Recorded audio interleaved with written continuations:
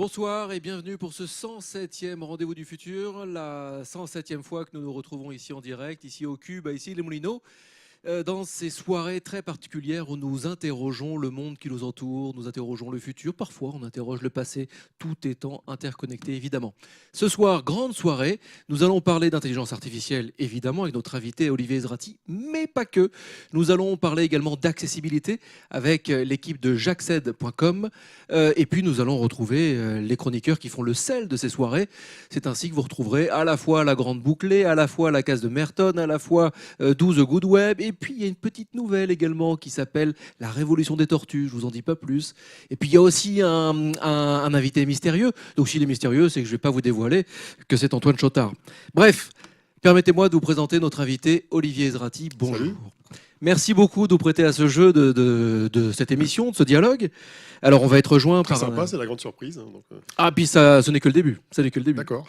On va être rejoint par Nils Aziosmanov, qui est le président du Cube et qui est mon camarade de jeu depuis 2010 dans ces Rendez-vous du Futur. Mais moi, j'ai quelques petites questions pour commencer à faire connaissance. Parce que je pourrais dresser votre portrait, évidemment. Mais je n'aurai pas le talent de ceux qu'on peut entendre à la radio et qui font de grandes stances pour présenter l'invité. Je pourrais lire simplement votre profil Twitter, mais je me dis non, ça va être plus sympa de le faire avec vous. Avec des petites questions courtes, des réponses très courtes bien sûr. Pas possible. On va quand même essayer. Challenge. Que répondez-vous à un enfant de 8 ans qui vous demande ce que vous faites dans la vie ? Ouh là là, je lui raconte que je lis, j'écris et je parle.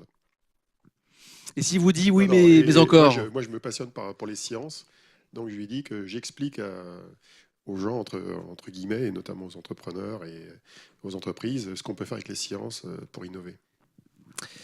Quelles rencontres ont été des marqueurs, des tipping points, des changements de cap vraiment majeurs à tout âge, à tout... Pas tant que ça, c'est plutôt des décisions que des rencontres.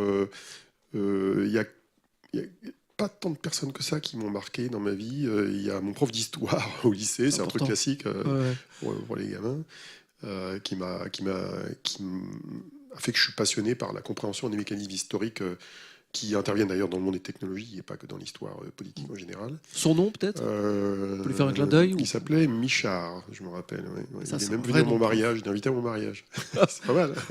Ça, c'est un mentor. Ah bah c'est oui, quelqu'un que j'appréciais bien. Ouais. Mais ça remonte aux années 70. Non. Et oui, c'est possible. Un livre de chevet en ce moment, un livre qui vous tient à cœur ? Alors, en ce moment, je lis 45 bouquins sur l'informatique quantique en parallèle. Mais sinon, un livre de chevet ? Il y en a un que j'ai toujours pas terminé. Je ne sais pas si on peut appeler ça un livre de chevet. C'est le bouquin de Larry Lessig, Code and Other Laws of Cyberspace. Je l'ai commencé en 2000, j'ai toujours pas terminé. Il est si dur que ça ou non ? Ouais, Parce qu'il y a toujours en mieux. anglais, c'est un peu lourd. Mais les premières pages, j'ai bien retenu. D'accord. C'est un bouquin qui est précisément sur le rôle du logiciel dans la manière dont ça peut conduire nos vies en fait aujourd'hui. Et le mec, il a écrit ce bouquin en 99 quand même. Donc, il était visionnaire sur l'impact que le logiciel allait avoir en tant que finalement loi extraterritoriale et loi venant des GAFA, on dirait aujourd'hui, et pas des États. Il avait vu venir. Dernière question, petite question, petite réponse courte. Si vous étiez un héros de science-fiction, de BD, de film... Ah, de science-fiction ouais. Moi, c'est James Bond. J'adore James Bond. James Bond, c'est pas très créatif, hein, mais bon. C'est amusant parce qu'on n'aurait pas pensé... Non, mais surtout pour la partie gadget. Hein. Ah oui. Bah oui, quand même. Ou alors Q éventuellement. Mais très scientifique, Q. Ouais, entre les deux. Mais Q, je trouve qu'il est un peu neuneux et il bouge pas trop. Sauf dans les rôles récents où ils se mettent sur le terrain, parce que ça dépend des générations de Q. Mais j'aime bien le côté débrouillard. J'aime bien aussi MacGyver. Q est une dame aussi maintenant. Oui, exactement. Ouais. Mais j'aime bien MacGyver. MacGyver, c'est proche de ce que j'aime bien faire aussi, ça. J'aime bien dépanner les trucs avec des astuces, quoi. Je peux t'expliquer par exemple comment on met une prise française dans une prise américaine pour le secteur. Alors comment on fait ? Tu le mets sur la prise de la lampe en biais. C'est un truc con, mais... Ah oui, d'accord. C'est con, mais c'est du Moi, je m'attendais, alors voilà, tu prends non, c'est du une pince à épiler. Ça marche que pour les prises où il y a que les prises simples, pas les prises avec la terre. D'accord. Bon, il faut se... Mais c'est un dépannage bon à connaître quand tu es emmerdé avec ton PC et que tu n'arrives pas à le brancher, tu le branches comme ça, quoi. Par au-dessus. Ça, c'est fait, c'est dit. On va passer à la revue de presse concoctée par JD Carré et Coralie. Une petite revue de presse qui permet de planter un petit peu le décor. Et pendant cette revue de presse, Nils va nous rejoindre. Et c'est parti pour ce Rendez-vous du Futur. À tout de suite.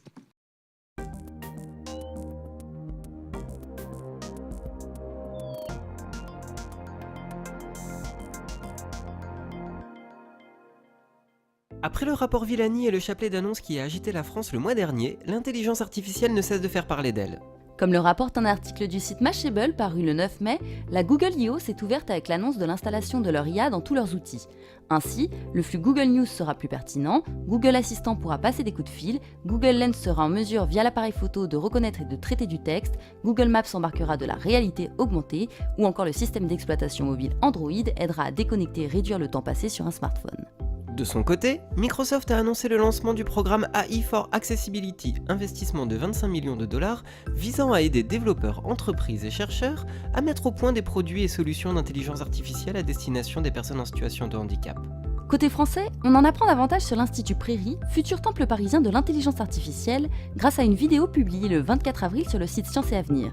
Isabelle Rille, chercheuse à l'INRIA, y précise que l'idée est de rassembler dans un même lieu des chercheurs en intelligence artificielle sur l'apprentissage, le traitement automatique des langues, la robotique, etc., en lien avec une dizaine d'industriels. Plus insolite, la CIA prévoit à court terme de remplacer une partie de ses espions par des machines intelligentes.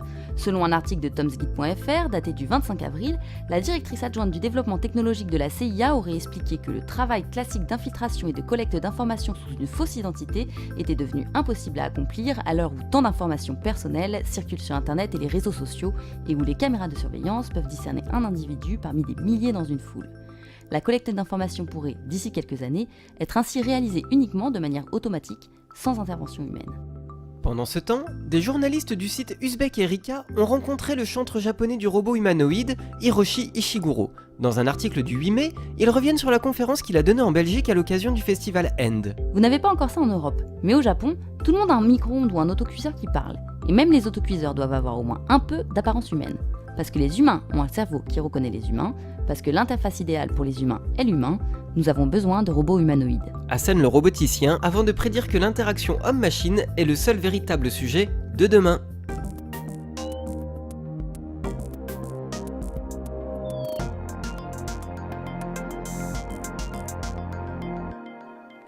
Et de retour en plateau, merci à Jérémy et Coralie pour cette revue de presse.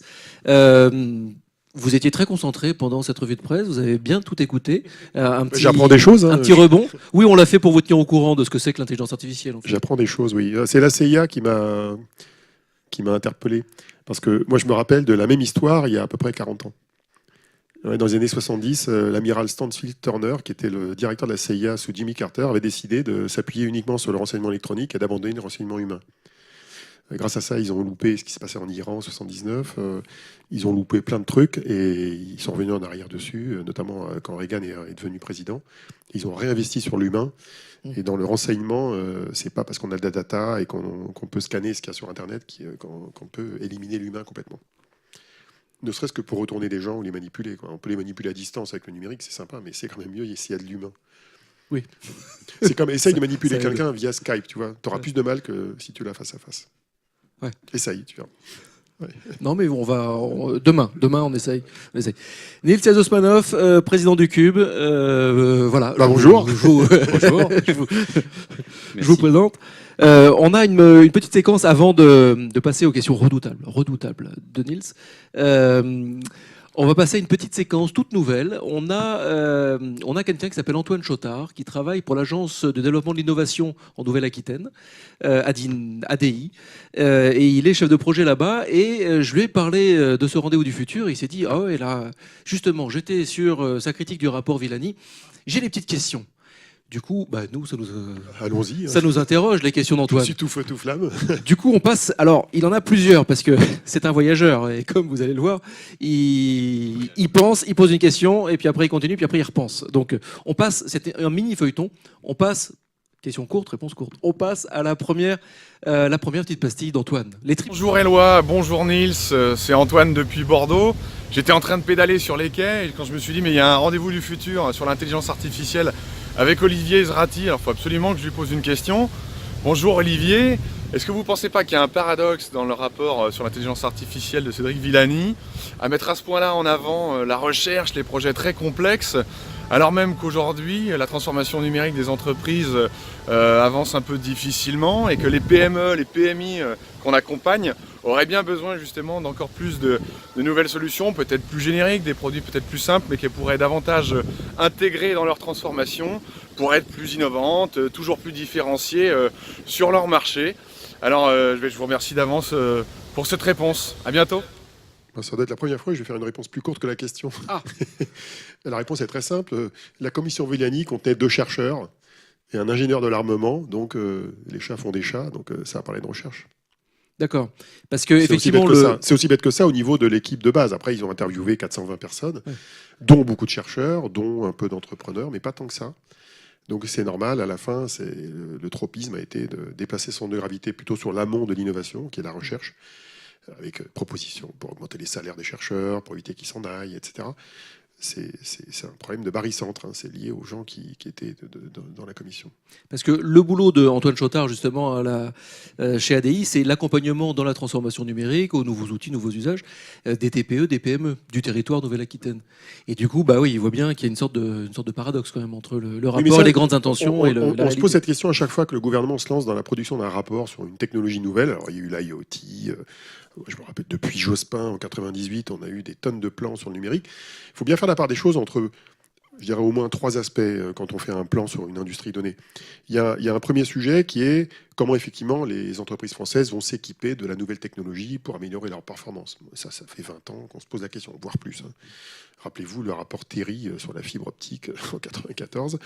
Après, il y a un deuxième sujet qui est comment faire en sorte que les entreprises françaises, en particulier celles qui sont dans le secteur du numérique, exportent, rendent le pays compétitif, et ne soient pas là que pour servir le marché français. Donc ça, c'est un vrai enjeu industriel. Si on n'exporte pas, on n'est pas bon. C'est pas compliqué. Puis il y a un troisième sujet qu'on mélange souvent d'ailleurs avec les 2 autres, qui sont des sujets plutôt sociétaux, réglementaires, éthiques, fracture numérique, qui a été un sujet très important depuis une vingtaine d'années. C'est un troisième sujet. Et notamment la fracture territoriale qu'on retrouve régulièrement dans tous les plans sur le très haut débit, qui correspond à ce sujet-là. Donc quand le gouvernement ou la puissance publique, côté Parlement, se lance dans un rapport, la question qui se pose, c'est comment ils vont équilibrer les 3 points. Est-ce qu'on fait les 3 en même temps? Est-ce qu'on n'en fait qu'un? Moi, j'aurais tendance à plutôt les séparer. Ils sont liés, mais c'est pas le même problème. Si tu te focalises trop sur les problématiques sociétales, tu vas négliger la partie export, parce que c'est pas le même problème.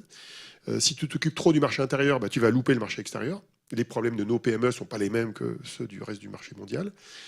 Donc la difficulté, c'est de bien gérer les 3 correctement. Et Villani, il a clairement, sur la dimension sociétale, il s'est focalisé sur le marché français ou disons européen. Sur la dimension export, ils ont été un peu légers. Et sur la dimension entreprise, tout aussi léger. Ouais. CF, son feedback. On passe au deuxième feedback, aux deuxième tribulation d'Antoine à Bordeaux. Olivier, je continuais sur les quais de Bordeaux là, mais j'ai oublié une chose quand même. Vous dites dans votre analyse critique du rapport Villani que vous trouvez que ça manque un peu de moonshot et de projets d'envergure dans l'intelligence artificielle. Pour vous, ça serait quoi ce moonshot, ce beau projet lié à l'intelligence artificielle? Régler le défi climatique et environnemental, la problématique de la mobilité et des flux, peut-être, je sais pas, la modernisation à l'extrême des administrations, on peut toujours rêver. Ça serait quoi pour vous? Ce serait quoi? J'en ai quelques-uns en tête. Je vais éviter d'avoir des objectifs trop macro. Régler le problème du climat, c'est sympa. L'IA y joue un rôle probablement, mais combiné à plein d'autres choses. J'ai au moins deux ou trois pistes. Première piste, est-ce qu'on peut faire avancer, notamment au niveau des chercheurs, la recherche en IA au niveau du raisonnement automatique?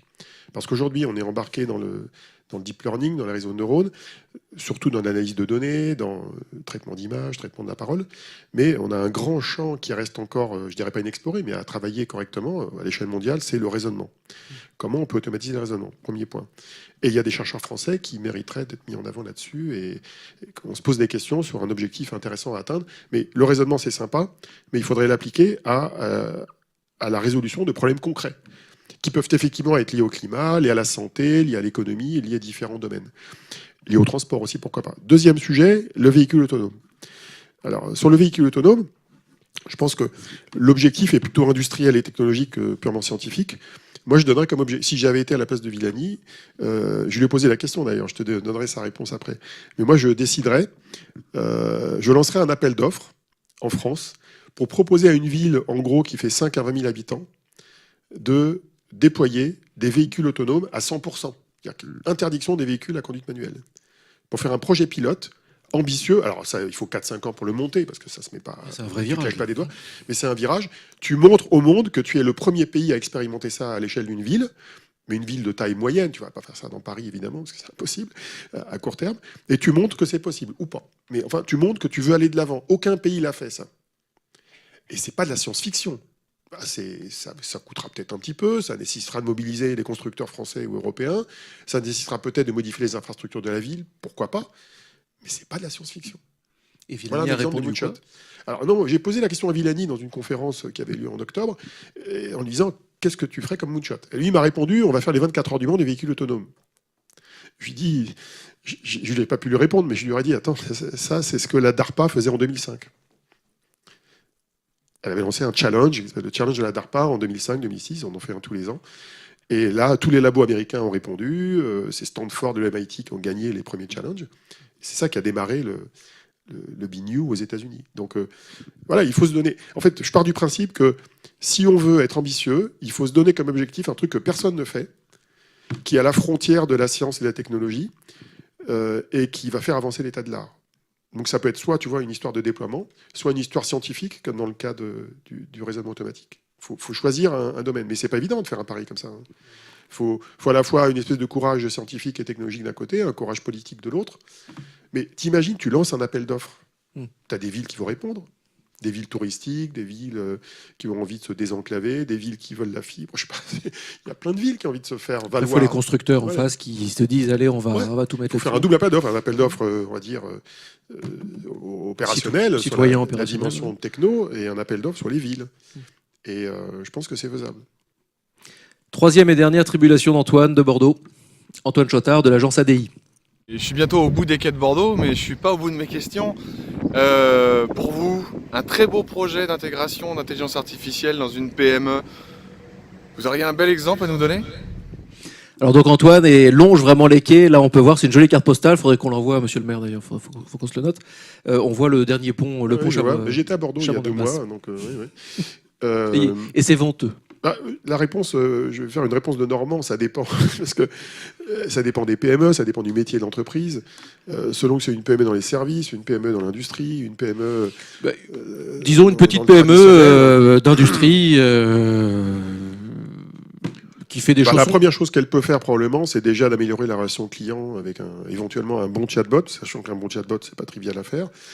Elle peut, mais je dirais que très souvent les PME, avant de se poser la question de mettre de l'IA, il faut déjà qu'elle mette du logiciel. C'est quand même la première étape.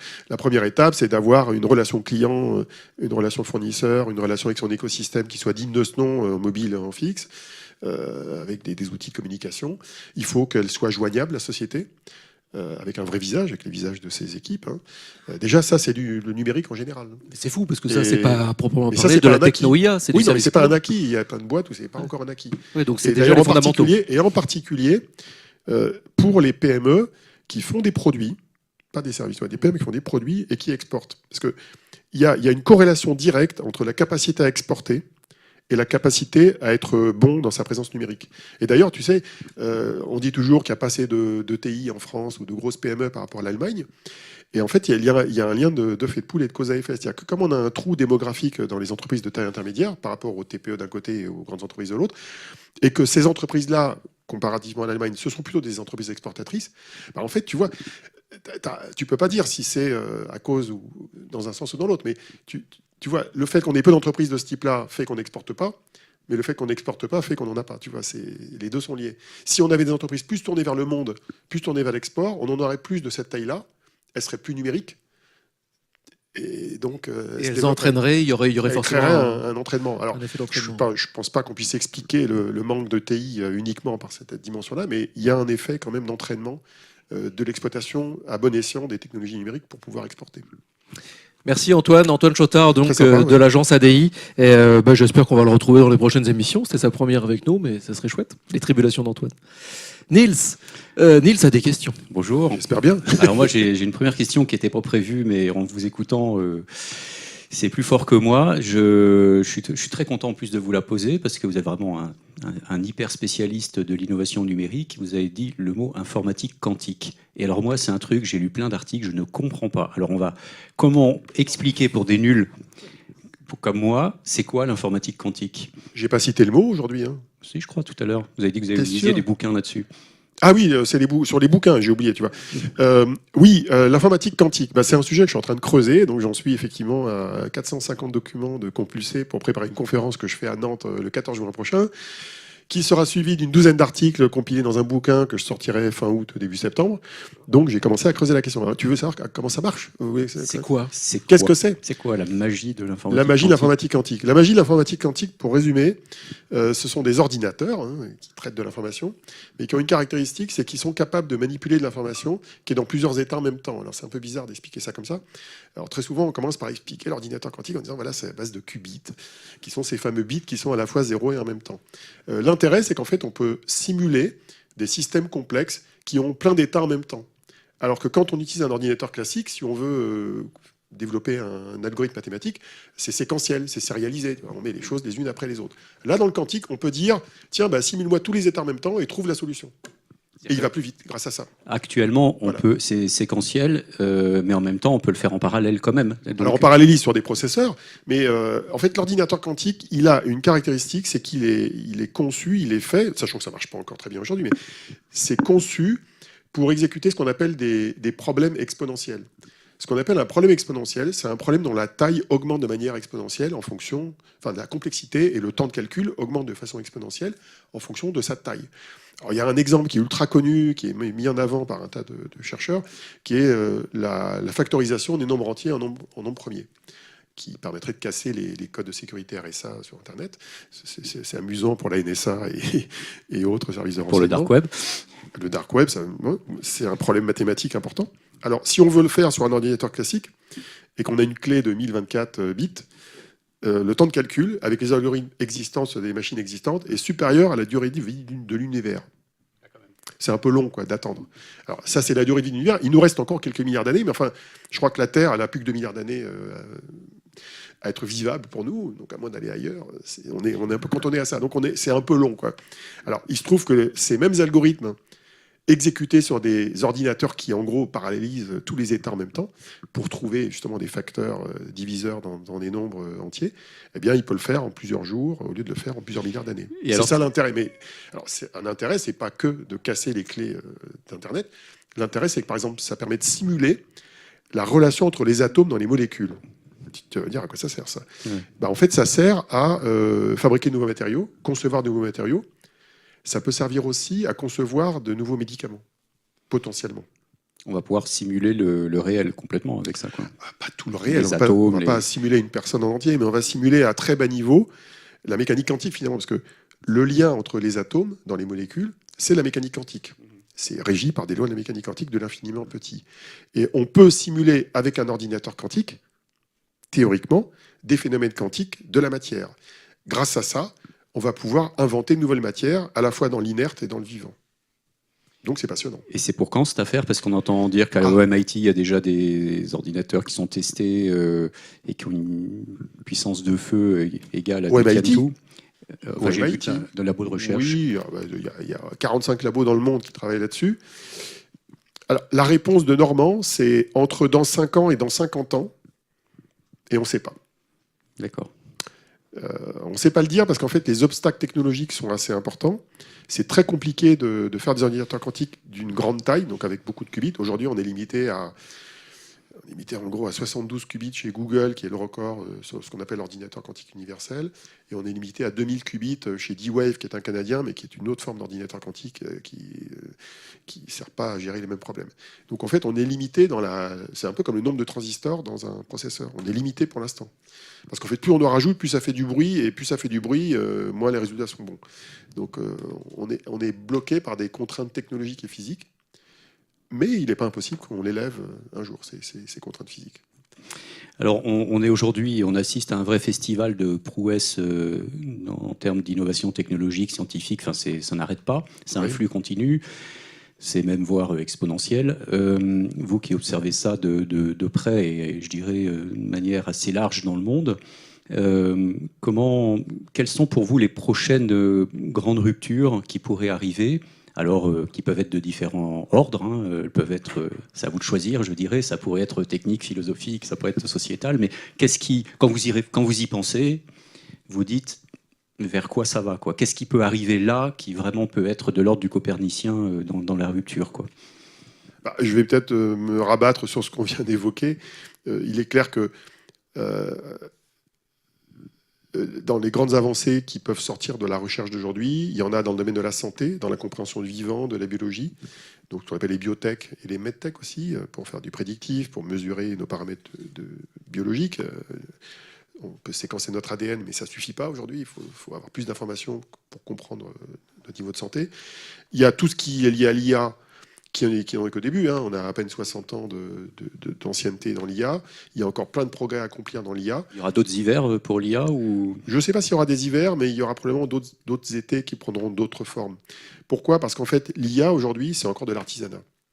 D'un point de vue technique, et d'ailleurs, il suffit de discuter avec n'importe quelle start-up qui travaille dans l'IA.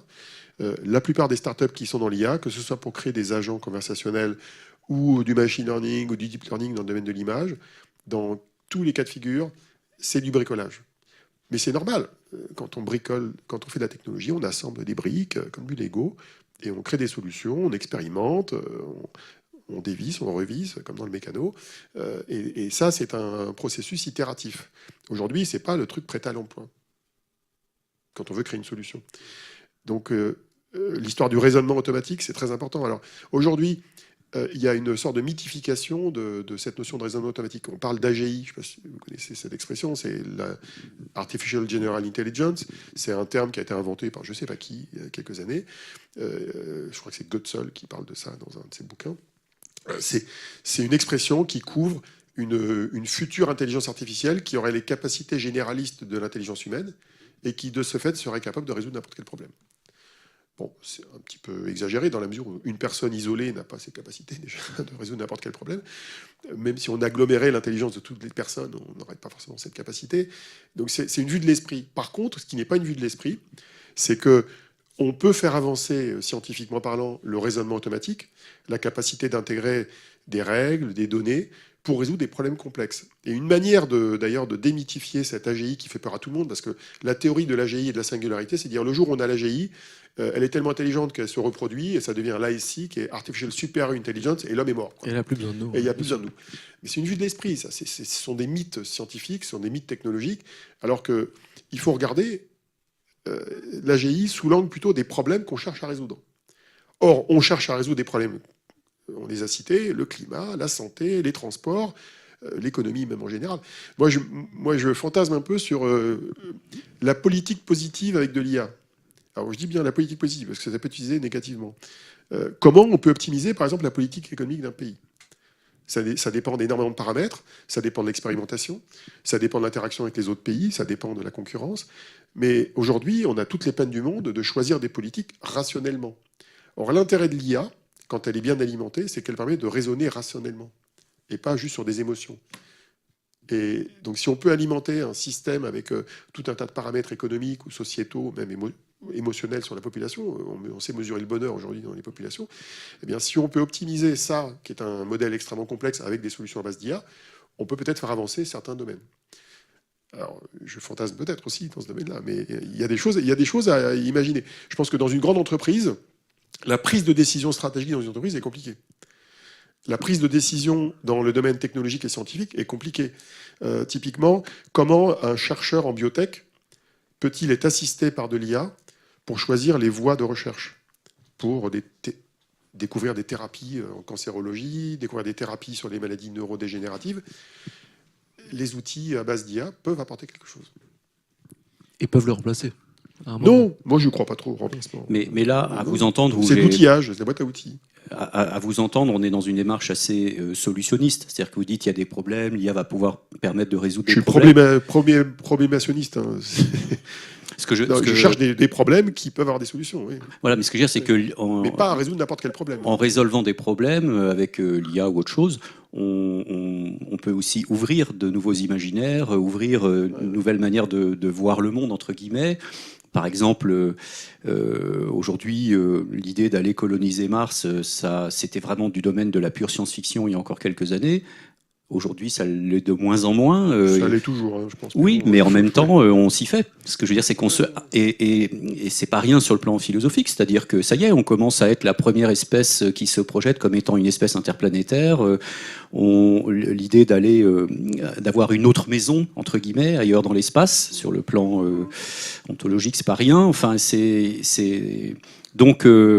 C'est pas que résoudre aussi des la problèmes. Télétransportation, éventuellement. Voilà, ce que je veux dire par là, c'est que c'est pas que résoudre des problèmes, c'est en créer des nouveaux qu'on ne connaît pas encore et qui vont nous emmener dans un ailleurs, comme toujours. On croyait que la Terre était plate, elle est ronde, etc. Quoi.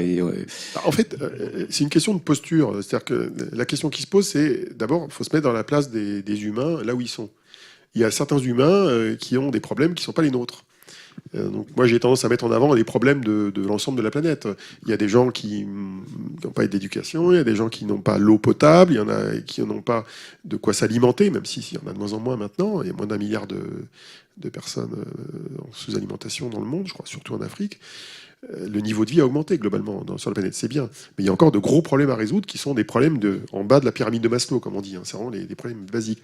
Quand on raisonne avec notre petit tropisme occidental, évidemment, on voudrait conquérir les planètes, faire du voyage transsidéral, vivre dans la réalité virtuelle toute la journée. Pourquoi pas? Mais ça dépend de la posture qu'on adopte. Après, il y a aussi toute la dimension créative. C'est-à-dire que comment le futur permettra aux humains de développer des formes de créativité qui n'existent pas aujourd'hui. D'ailleurs, l'IA jouera probablement un rôle de ce point de vue-là. Comment on pourra inventer de nouvelles expériences? Comment on pourra finalement créer des relations interpersonnelles ou créer des expériences qui vont, en gros, nous apporter plus de bonheur, plus de joie, plus de contraste aussi dans la vie? C'est des questions qu'on peut se poser, effectivement. Bah, je suis content que vous évoquiez ça. Je comptais en parler un peu plus tard, mais tant mieux. La question, effectivement, des nouvelles formes de représentation, de narrativité, d'expérience sensible qu'on peut avoir. Et l'art, donc, de tout temps, a joué un rôle important là-dedans. Et les arts numériques, aujourd'hui, il y a une floraison qui se prépare depuis plus de 30 ans, 30-40 ans. Donc, ça date pas d'aujourd'hui. Mais ça y est, ça commence à clignoter partout, ça commence à fleurir.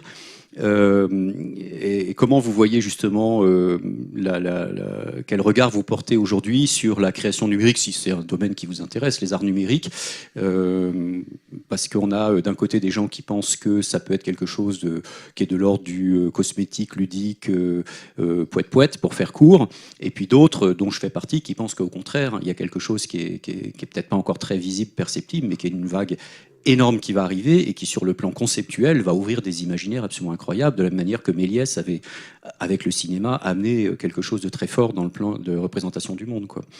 L'art numérique en tant que tel, c'est pas un domaine qui me passionne et je connais bien, mais ce que je peux simplement dire, c'est que l'art numérique et l'art en général bénéficient de palettes d'outils, de palettes de couleurs qui, au sens métaphorique du terme, s'élargit d'année en année, de technologie en technologie.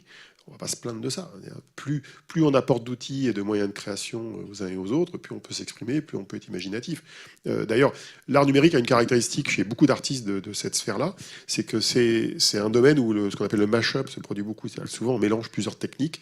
Et on est créatif souvent quand on associe plusieurs techniques. Voilà. Donc il y a de quoi faire. Je pense qu'il y aura de quoi faire. Il y a de quoi faire pour tous les créatifs, mais pas forcément juste pour faire du Photoshop, quoi. Tu vois, faire une belle photo en Photoshop. Il y a des choses à faire pour mélanger des écrans, des interactions. Et notamment l'intelligence artificielle qui, à mon avis, a des beaux jours dans ce domaine-là, parce qu'on va être dans la relation, dans l'interaction. Mais je me méfie par contre des formes d'art qui sont trop froides. Moi j'aime bien, c'est pour ça que les médias chauds ont cette caractéristique, mais j'aime bien les formes d'art qui remuent nos émotions, qui secouent notre adrénaline, notre sérotonine, notre dopamine, enfin, qui remuent nos hormones. Là, je suis solutionniste encore, mais c'est les algorithmes biochimiques dont vous nous parlez. Mais c'est de la biochimie, mais en gros, qui nous remuent, quoi. Et il y a beaucoup de formes d'art qui nous remuent pas, il y en a d'autres qui nous remuent. D'ailleurs, justement, ce sont souvent les supports audiovisuels qui jouent ce rôle-là, de nous émouvoir. Donc il y a encore matière à être créatif dans ce domaine-là. Moi, je témoigne qu'il y a des œuvres qui sont exposées ici au Cube, notamment des œuvres d'art numérique qui nous remuent, qui nous brassent et qui brassent toute notre palette d'émotions en nous. Mais on va continuer d'en parler. Mais pour l'instant, on va retrouver le plateau de Charlie et Rémi qui va recevoir jacksed.com, l'équipe de jacksed.com. Mais juste avant, une petite nouvelle. Anaëlle, vous connaissez peut-être le blog La Révolution des Tortues. Anaëlle rejoint notre équipe et voilà, elle avait quelque chose à nous dire et puis elle va nous aider doucement à aller vers ce prochain plateau. Et nous, on se retrouve évidemment d'ici une bonne vingtaine de minutes. À tout à l'heure.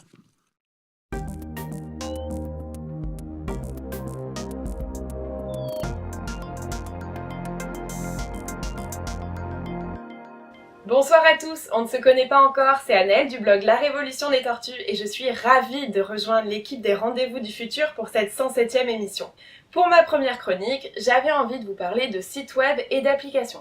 Mais pas n'importe lesquels, parce que des applis et des sites web inutiles, il y en a à l'appel, comme par exemple Pimple Popper, qui vous permet de percer des boutons d'acné pour ceux qui seraient nostalgiques de leur adolescence, ou bien Watching Cute Girls si vous voulez vous regarder dans le blanc des yeux avec des jeunes filles japonaises, ou encore Ghost Radar classique pour détecter les fantômes dans votre entourage, n'est-ce pas? D'ailleurs, puisqu'on en parle, même nos applis quotidiennes ne sont pas toujours utiles. Je pense par exemple à toutes ces fois où j'ouvre mon widget météo depuis mon lit pour savoir le temps qu'il fait alors que je pourrais commencer par ouvrir les volets. Vous le savez, l'omniprésence des technologies dans nos vies n'est pas qu'une bonne nouvelle. Elle fait parfois de nous des assistés, des feignants et nous vole du temps de cerveau. Réfléchissez, c'est quand la dernière fois que vous avez pris le temps de vous ennuyer?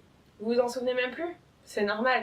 Qu'on soit dans la salle d'attente du médecin, dans les transports ou même, soyons honnêtes, aux toilettes, il ne se passe pas 30 secondes sans qu'on dégaine nos smartphones pour occuper ces quelques instants perdus. Et c'est peut-être enfoncer des portes ouvertes, mais je tenais à le rappeler, l'ennui favorise la reconnexion à soi, la créativité et la réflexion. Alors ne vous oubliez pas en likant machinalement des posts sur Instagram pendant que vous faites caca, alors que ces instants sont propices à l'introspection.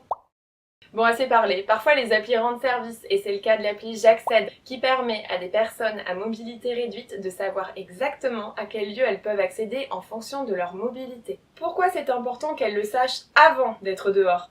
Parce qu'à force d'être bloquées par des marches à l'entrée ou des toilettes au sous-sol, certaines se découragent et n'osent plus sortir de chez elles. Alors la prochaine fois que vous allez dans un bar, une pharmacie ou un supermarché, plutôt que d'épier la vie de votre prochain sur les internets, profitez de ces temps de latence pour renseigner la fiche détaillée de l'établissement sur l'application Jacksed. Vous êtes le propriétaire d'un de ces lieux, c'est encore mieux. Donnez toutes les infos détaillées sur votre commerce et rendez-le accessible au plus grand nombre. Jacksed, c'est utile, ça rend service et ça sensibilise tout le monde aux questions d'accessibilité. On n'en parle pas forcément beaucoup, mais il suffit de se promener dans la ville avec une poussette pour voir à quel point certaines situations peuvent être handicapantes. Alors oui, la ville a été construite avant les fauteuils roulants et avant le vieillissement de la population. Mais grâce à l'appli Jacksed, vous pouvez faire facilement un geste pour rendre la ville plus accessible à ceux qui ont des difficultés de mobilité. D'ailleurs, la prochaine fois, peut-être que vous y réfléchirez à 2 fois avant de vous garer sur un trottoir ou de laisser votre poubelle en plein milieu du passage.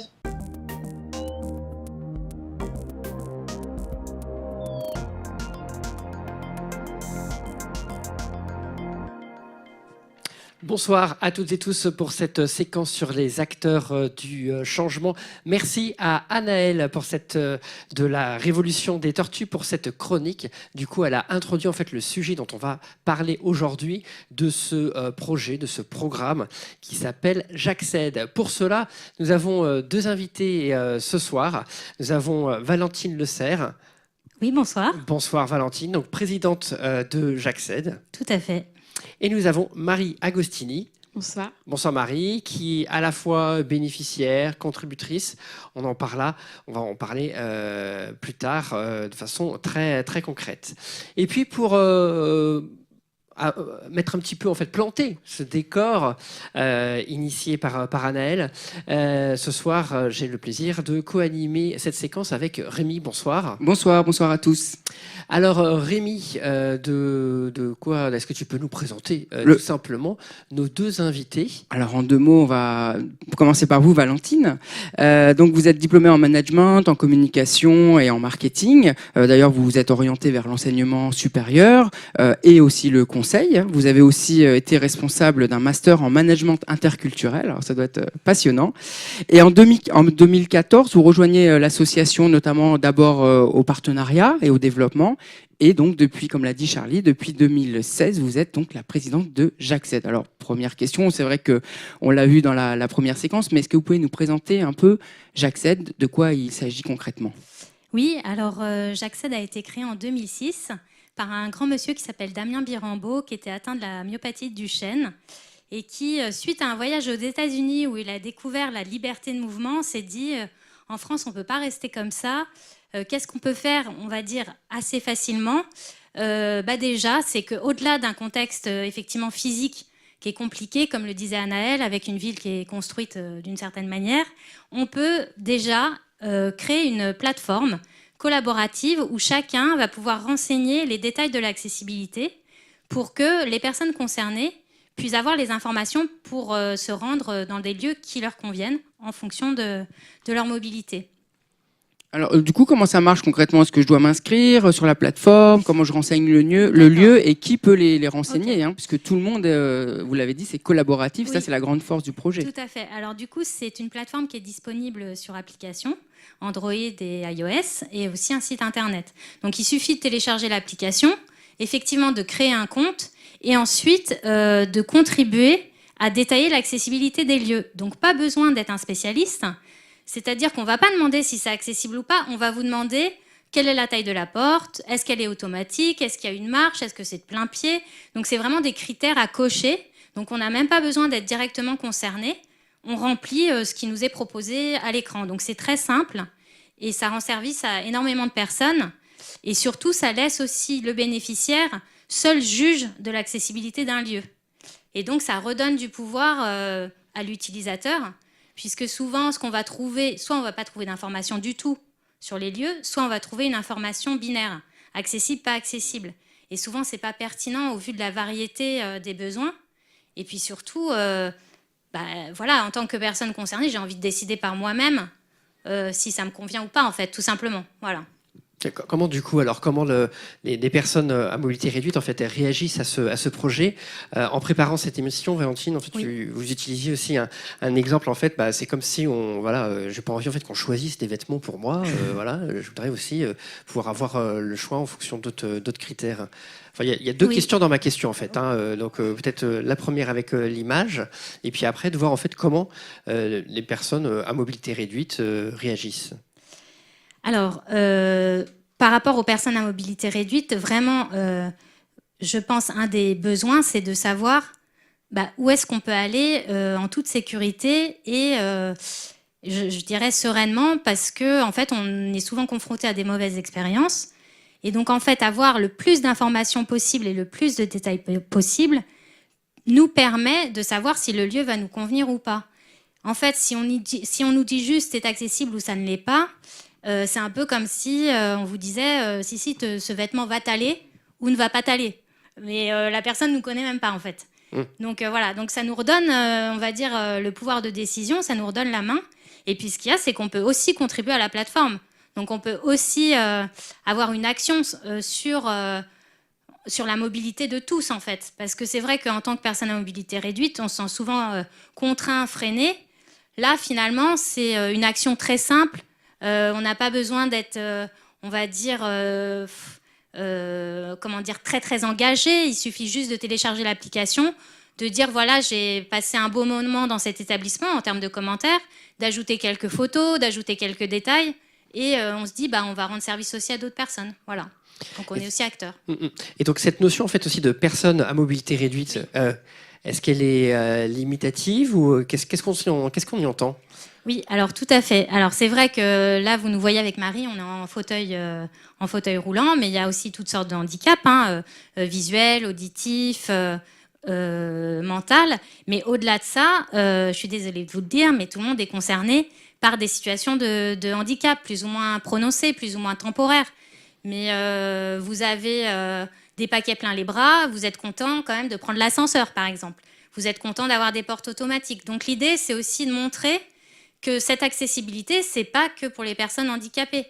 Regardez les voitures aujourd'hui. Honnêtement, bientôt, chers valides, vous n'aurez plus besoin de toucher le volant pour vous déplacer. Mais honnêtement, pour qui c'est pour les handicapés. Donc voilà, donc cette notion de personnes à mobilité réduite, c'est pour montrer vraiment cette notion inclusive et que ça va servir au plus grand nombre. Voilà. Alors, quels sont les lieux concernés? Est-ce que c'est des commerces, des musées, des bars? C'est tout type de lieux? Comment vous les... Oui, tout à fait. C'est ce qu'on appelle les ERP, donc les établissements recevant du public. Donc ça peut être un musée, une piscine, un restaurant, un bar, une plage, un parc, une église, une mosquée. Et vous avez combien de lieux référencés sur la plateforme à l'heure actuelle? Alors, à l'heure actuelle, on a plus de 100 000 lieux référencés partout en France, dans le monde. C'est international aussi, oui, du coup. Et la plateforme est française, pour le coup. Alors, elle a été créée en France, mais on est disponible en 5 langues. Et du coup, nos lieux sont géolocalisés, donc on est géolocalisé partout dans le monde. Donc, vous êtes dans un bar, vous activez J'accède, il va trouver où vous êtes, et là, vous pouvez ajouter le détail des informations. Voilà.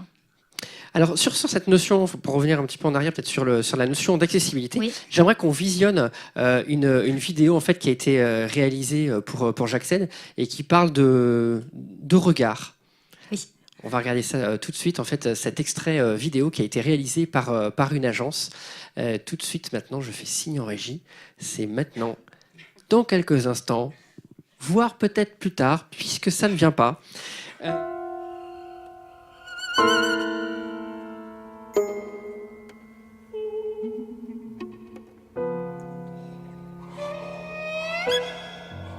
L'ennui. Cet ennui qui transforme chaque seconde en minute, qui étire le temps, défiant toutes les lois de la relativité. Celui qui vous fait vous demander « Mais bon sang, pourquoi j'ai accepté de la suivre ?» Celui qui vous pousse à compter le nombre de points qu'il y a sur cet homme en slip. Cet ennui qui vous laisse le temps de vous demander « En quelle matière est ce slip ?» Voire même, est-ce qu'il est confortable, ce slip?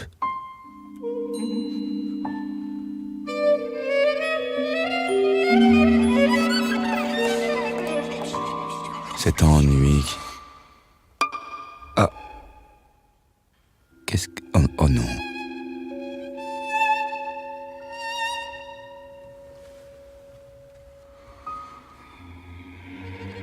Eh bien, mauvaise nouvelle. Parce que désormais cet ennui est accessible à tous. Même à toi, Sam.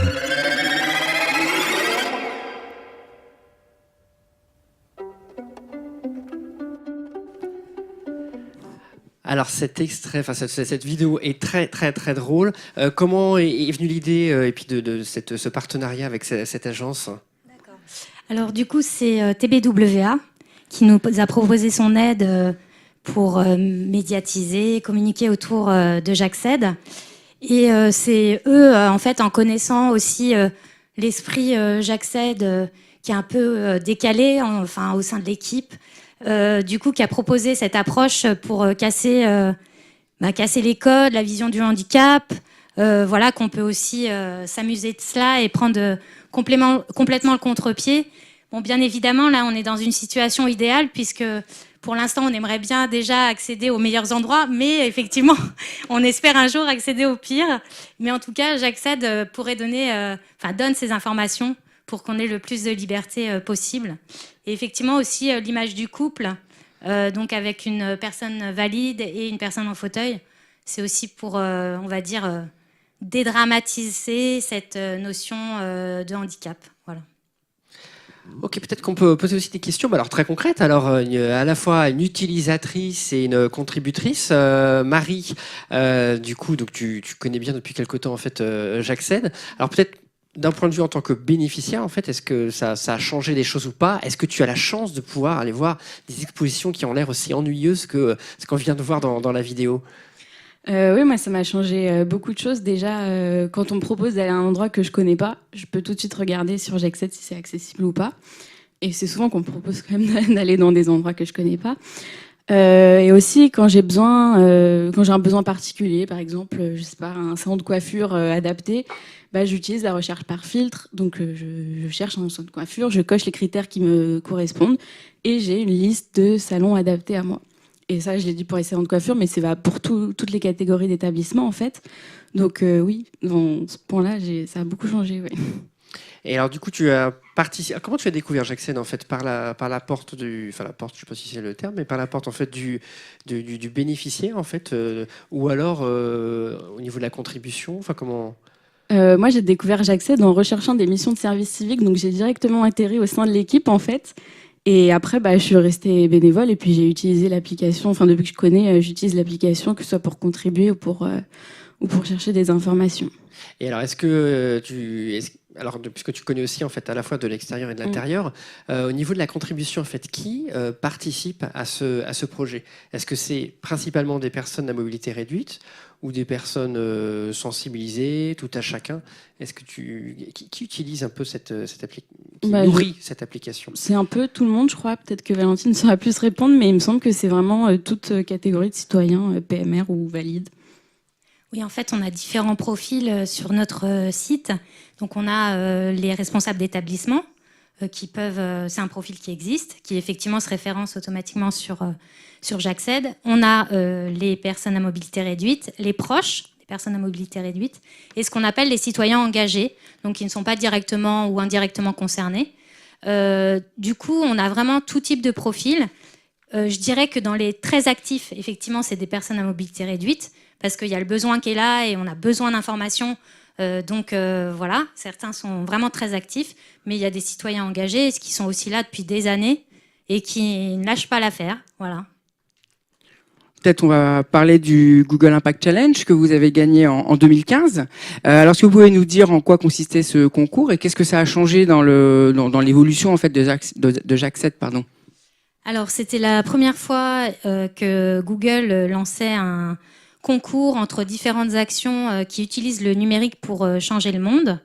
Et du coup, on a été repérés, on a été finalistes, passé l'oral avec donc le président fondateur qui était Damien, et remporté ce prix prestigieux qui nous a ouvert beaucoup de portes, et notamment celle aussi de la notoriété, et qui fait qu'aujourd'hui, on a, je dirais, oui, en presque 2 ans, doublé le nombre de lieux qui sont référencés et détaillés sur l'application.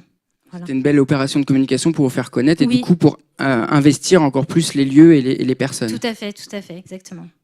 Alors, depuis quelque temps, vous avez développé aussi la notion de challenge. En quoi ça consiste? Alors, la notion de challenge, c'est quelque chose qui est venu s'adosser à l'application J'accède avec l'expérience qu'on a eue en mobilisation. Donc, on organise des journées de l'accessibilité. On va mobiliser tout un public d'une ville, d'une fac, à aller cartographier son quartier. On mobilise aussi le public entreprise à faire cela. Et en fait, on s'est rendu compte, notamment sur le public entreprise, qu'ils étaient extrêmement joueurs, extrêmement compétiteurs, et combien on a fait de lieux sur J'accède, mais c'est moi qui en ai fait le plus, etc., etc. Et du coup, est venue l'idée de développer un module qui permet de créer des équipes et qui permet de compter des points en fonction du nombre d'informations qu'on rentre sur J'accède. Tout ça en un temps limité. Et c'est ainsi qu'est née du coup l'application J'accède Challenge. Voilà. Et qu'on va utiliser pour la première fois avec le grand public très prochainement au mois de juin sur la ville de Paris. Je me tourne vers Marie. Alors, pour continuer, il y a une annonce de Seizing. Qu'est-ce qui va se passer au mois de juin, Marie? Est-ce que tu es au courant? Oui. Alors, du 1er au 30 juin, l'association J'accède lance le challenge J'accède Paris. Donc, ouvert à tous les Parisiens, mais même au-delà. Et l'idée, c'est de référencer le maximum de lieux sur Paris et au-delà en équipe. Donc sur l'application Challenge, il y a les points des équipes, des contributeurs. Donc c'est une manière encore plus ludique de référencer un maximum de lieux qui vont être utiles à des millions de personnes, comme tu l'as dit tout à l'heure, que ce soit habitants, visiteurs. Voilà. D'accord, donc il va y avoir une grande campagne là-dessus. L'idée, c'est de créer de l'émulation, du jeu, pour inciter en fait le plus grand nombre à cartographier. Tout à fait. Et d'ailleurs, dès à présent, vous pouvez télécharger l'appli J'accède Challenge et vous vous rendrez compte de quoi il retourne, puisque les équipes sont déjà en place. On peut même rejoindre une équipe dès maintenant, sachant que ce n'est pas encore commencé, donc vous ne gagnerez pas de points. Mais vous pouvez rejoindre un quartier qui vous parle, Batignolles, Montparnasse, République. Effectivement, on est centré sur Paris, mais si vous habitez en province, vous pouvez aussi jouer tous les points marqués, que ce soit en dehors de Paris ou à Paris, compteront. Voilà. C'est à partir de quand vous avez dit, début juin? Oui, tout à fait, 2 juin. Et ben que la meilleure équipe gagne. Alors, on va regarder en fait dans quelle équipe, Rémi, quelle équipe tu pourrais Ouais, intégrer. République, c'est pas loin de chez moi. Eh Je ben vais essayer. voilà déjà un nouveau membre de l'équipe République alors pour ce challenge. Vous vouliez Très bien. rajouter quelque chose, Valentine? Non, je voulais demander à Marie dans quelle équipe elle était. Merci. Merci, d'accord. Bon, donc vous serez concurrents. Voilà, que le meilleur gagne. Merci pour d'être venu en fait sur le plateau des rendez-vous du futur pour cette initiative. Merci à vous de nous avoir reçus. Avant que l'on se quitte, on va passer à une petite micro-séquence. C'est la séquence des coups de cœur.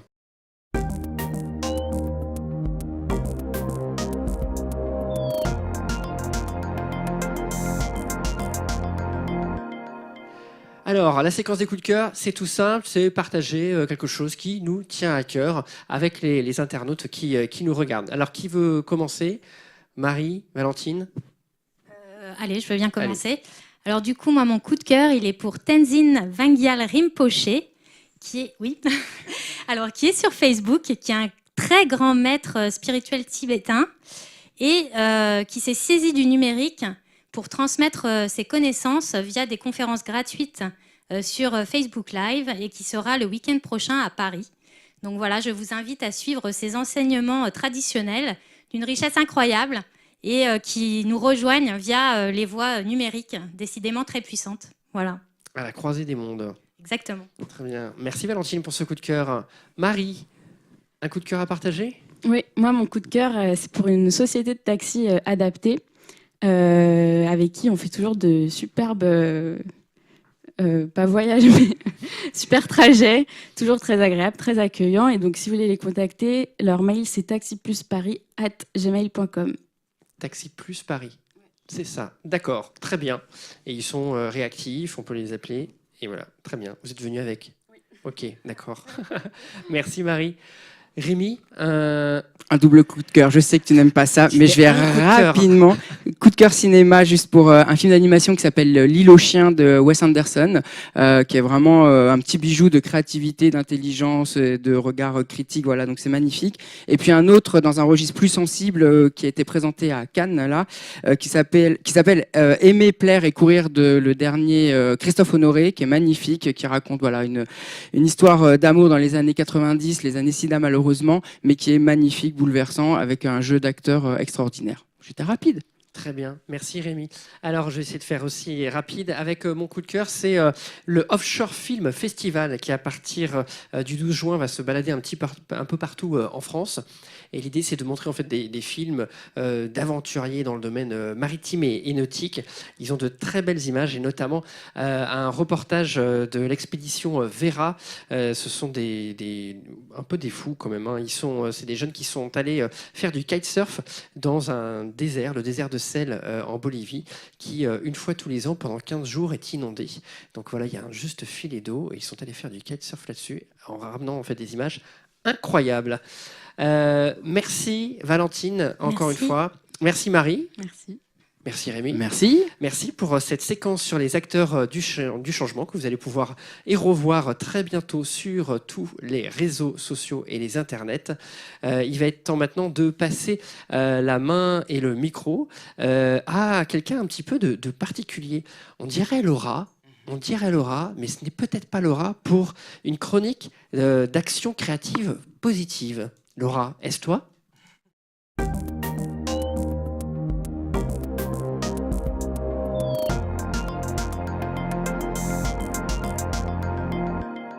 Bonjour les petits loulous. Dans cette vidéo, je vous parle de mon dernier maquillage qui fait fureur chez les robots. Bonsoir. Ce soir, à l'occasion de l'émission spéciale des Rendez-vous du futur sur l'intelligence artificielle et dans laquelle nous recevons Olivier Ezrati, je voulais vous parler de ces quelques bouleversements qu'on voit apparaître chez les créateurs de contenu à cause de cette technologie.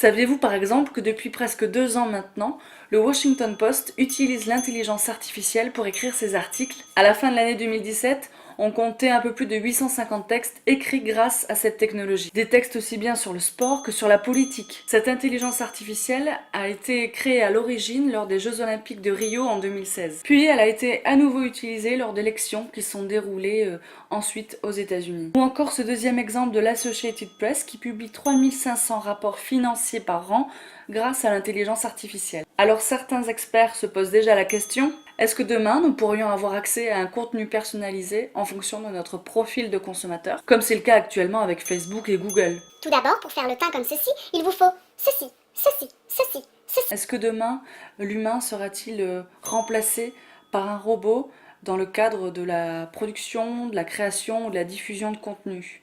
Pour les yeux, il vous faut ceci, mais aussi ceci, mais aussi ceci, ici. Par contre, je sais pas dans quel ordre il faut les mettre. Prenez par exemple le cas de Erika. Erika est présentatrice de télé au Japon. Elle présente le journal télé. Sauf que Erika est un robot humanoïde. Erika est différente des présentatrices télé qu'on a l'habitude de voir puisqu'elle récite un texte qu'on lui a déjà écrit et programmé. Et son créateur réfléchit déjà à lui doter d'émotions, voire d'une conscience indépendante. Pour conclure, ce que le robot ne remplacera jamais chez l'humain en 3 points. La subjectivité, la recherche de lexique approfondi. Je valide. Deuxième point, tout ce qui concerne l'émotion et l'interprétation. Des aspects assez importants dans le cadre d'une vente d'un produit, d'une publicité par exemple. Pour la bouche, il vous faut ceci, qui est un Illuminating Stick bâton éclairant de chez NYX. Test. Je valide. Ou encore l'humour. L'humour n'est-il pas le propre de l'homme? Rendre une intelligence artificielle drôle, c'est un réel challenge aujourd'hui pour les scientifiques ou pour les chercheurs. Sauf quand le robot crée une situation comique à ses dépens. Validé? Bref, je pense qu'on a encore de beaux jours devant nous.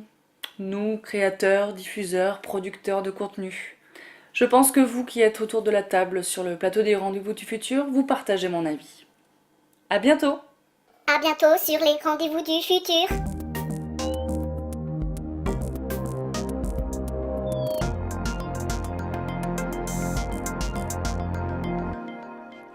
Merci beaucoup Laura pour ce bon clin d'œil et bravo à cet alter ego robot qu'on retrouvera peut-être dans de prochaines émissions. Ici ça a rigolé et en même temps ça réagit. Olivier, une petite réaction peut-être sur cette chronique de Laura? C'est sympa, c'est intéressant. Je souscris à sa conclusion et on aura toujours besoin d'humains. J'ai horreur de ces robots japonais là. On se demande quel est le problème qu'ils cherchent à résoudre. Est-ce qu'ils cherchent à faire un journal plus intéressant? Ça va être tout monotone ou monocorde. Est-ce qu'ils cherchent juste à montrer la technologie pour le plaisir de montrer la technologie? Bon, il faut savoir que la relation aux machines et aux robots au Japon et en Asie en général est très particulière. Elle n'est pas la même que chez nous. Ils ont tendance à plaquer plus facilement une émotion et une âme sur un objet, même en traversant le fameux syndrome de la vallée de l'étrange, avec un robot qui est vraiment très humain. Alors qu'en Europe ou en France en particulier, quand on crée des robots, souvent on fait exprès de faire en sorte qu'ils ne soient pas humains. Que ce soit Pepper, Nao, les robots de Ghost Eye, à chaque fois on crée des robots, ou même le Buddy, là, le petit Buddy avec sa petite tablette, il ressemble à des robots plus qu'à des humains. Parce que ça correspond à notre culture occidentale. Nous, c'est plus R2D2 attitude, et eux, il faut vraiment que ce soit humanoïde. Il y a un hôtel à Tokyo qui a été ouvert, je crois, enfin, pas à Tokyo, mais hors de Tokyo, qui a été ouvert en 2014, où à l'accueil, je trouve ça assez marrant, à l'accueil, tu as soit un ATM, tu vois, enfin un distributeur automatique de clés, soit tu as une femme robot, soit tu as un dinosaure. C'est un choix curieux, mais... Voilà. Et on n'a pas les statistiques de fréquentation, non? Non, mais c'est juste un hôtel planqué dans un coin avec des chambres. Et l'hôtel, par ailleurs, transporte les valises avec des robots. Enfin, des espèces de tapis roulants qui font circuler les valises dans les chambres directement. Ça fait rêver. Hein. D'ailleurs, il y a les robots sexuels aussi qui. Oui, il y a aussi des tentatives justement de faire parce ça. que. Oui, exactement. Et là, tu peux avoir le dinosaure aussi. Tu peux avoir. Enfin, tu peux tenter. Non, mais c'est marrant parce que moi, ça me fait pas du tout rêver. Je me dis, moi, je veux voir des vrais gens, quoi, dans la vie. On est déjà tellement scotché sur des écrans fixes et mobiles qu'à un moment donné, notre vie, c'est quand même les rencontres avec les autres. Donc, si on passe notre temps avec des machines, où est la vie, quoi? Donc, la vie biologique mérite ça encore. Alors justement, il y en a un, donc encore une chronique, il y en a beaucoup ce soir, mais tant mieux, sur les bonnes aérations. Il y en a un qui va nous projeter dans un monde un petit peu vivant quand même. Il s'appelle Nicolas, c'est sa chronique 12 The Good Web, on est très heureux de l'avoir avec nous. On se retrouve juste après.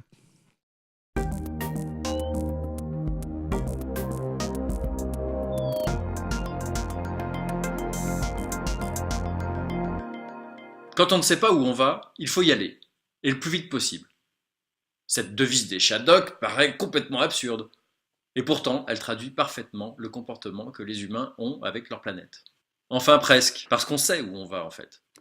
Dans le mur, nous savons que nous pillons tout, nous brûlons tout, nous polluons partout, 15 000 scientifiques l'ont hurlé à la Terre entière, et pourtant rien ne nous arrête. La première sonnette d'alarme remonte à 1972. Un groupe de scientifiques du Club de Rome, conduit par Donella et Denis Meadows, publiait le premier rapport qui met en cause la prospérité matérielle illimitée que prône notre société. Le rapport titré « Les limites de la croissance » a même eu un succès populaire. 30 millions de ventes, mais rien ne bouge. Aujourd'hui, l'Agence française du développement et le GIEC le confirment. Nous n'avons plus l'énergie nécessaire pour maintenir notre civilisation telle qu'elle est et se développe. Pour Philippe Biwix, le constat est radical. Tant que l'humanité a pour objectif de croître, le système se destine à s'écrouler sur lui-même. Force est de constater que nous ne sommes pas capables de tenir un cap raisonnable. On s'émeut d'un Pierre Rabhi qui cultive son jardin, mais on n'a pas encore vu beaucoup de grands décideurs en prendre de la graine. En plus, le problème est terriblement systémique et complexe. On construit des éoliennes d'un côté, quand de l'autre, on multiplie les écrans LCD dans le métro pour diffuser de la pub. Bref, on ne peut pas compter sur l'intelligence humaine pour garder un cap sans qu'elle se fasse happer par les pièges de l'ego, du plaisir, du gain, ici et maintenant. Mais alors, faisons donc appel à l'intelligence artificielle. Voilà à quoi elle peut nous servir, de gardienne des dernières valeurs qui peuvent sauver le genre humain.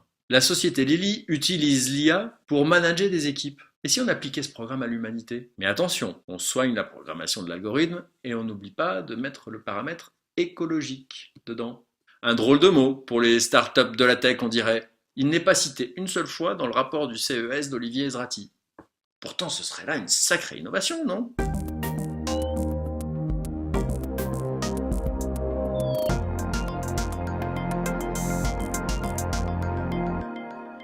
Merci Nico pour cette petite séquence qui taquine un petit peu.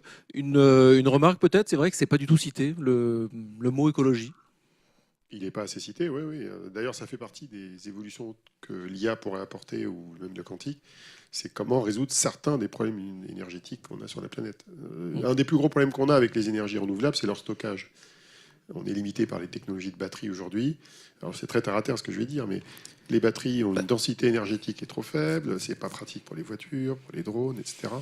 On a besoin de stocker l'énergie pour pouvoir l'utiliser quand on en a besoin. Et ça nécessite de faire des progrès scientifiques assez forts, assez importants. Il y a beaucoup de labos qui bossent dessus, mais ils ont du mal à industrialiser ce qui sort des labos. Puisqu'on a l'impression que plus on avance, plus on a besoin de métaux rares, et plus ça relance de nouveaux... Tu as des labos qui travaillent sur de l'aluminium, sur différentes techniques qui ne sont pas forcément à base de métaux rares, mais c'est compliqué à faire. Ça nécessite, c'est comme le quantique, ça nécessite du temps. Parfois, c'est pas la loi de Moore du numérique qui permet simplement de faire des progrès, c'est la patience, c'est l'expérimentation. Parfois, c'est la simulation, la compréhension à l'échelle de l'infiniment petit du fonctionnement des atomes.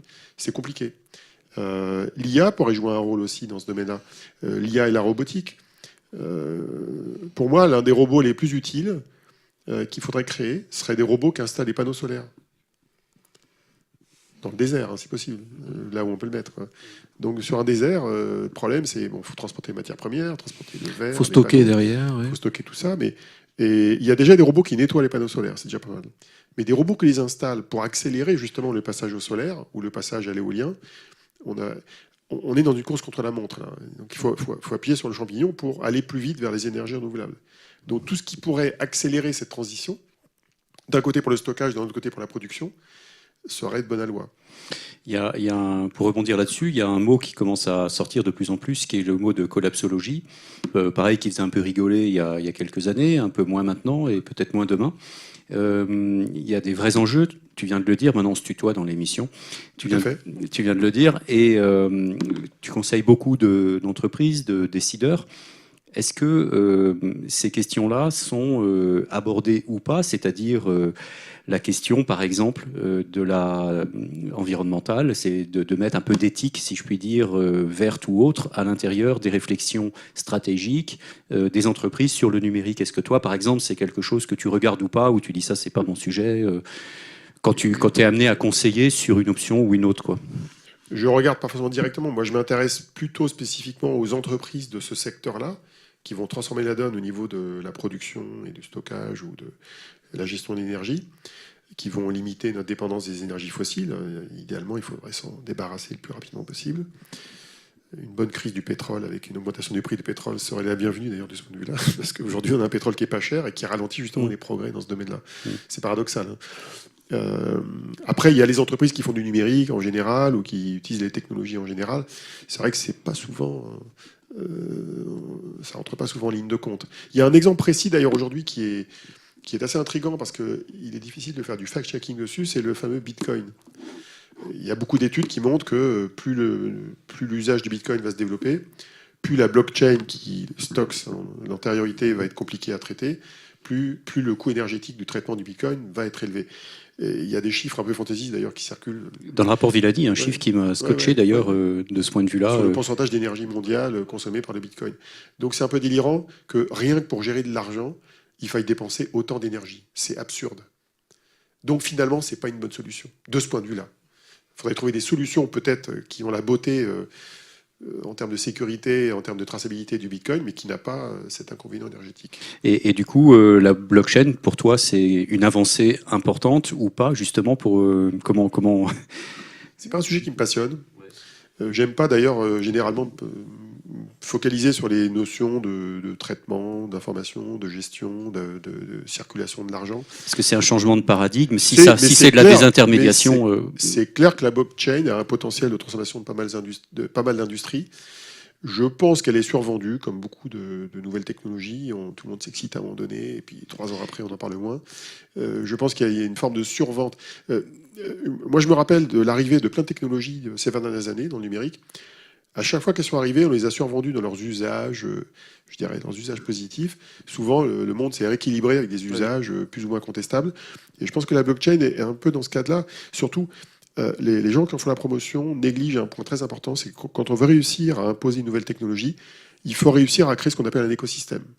Il faut des développeurs, il faut des solutions, il faut des marchés, il faut des standards. Et en fait, c'est un peu le bazar. Il y a des blockchains privées, des blockchains publiques. Il y a plein de sociétés qui proposent leur blockchain au-dessus de Ethereum, par exemple. Et à la fin, on n'arrive pas à comprendre si vraiment il y a des standards qui émergent. On n'est pas capable de comprendre s'il y a une vraie interopérabilité. Et l'impression que j'ai, c'est un petit peu comme Internet. C'est plein de silos mis les uns à côté des autres.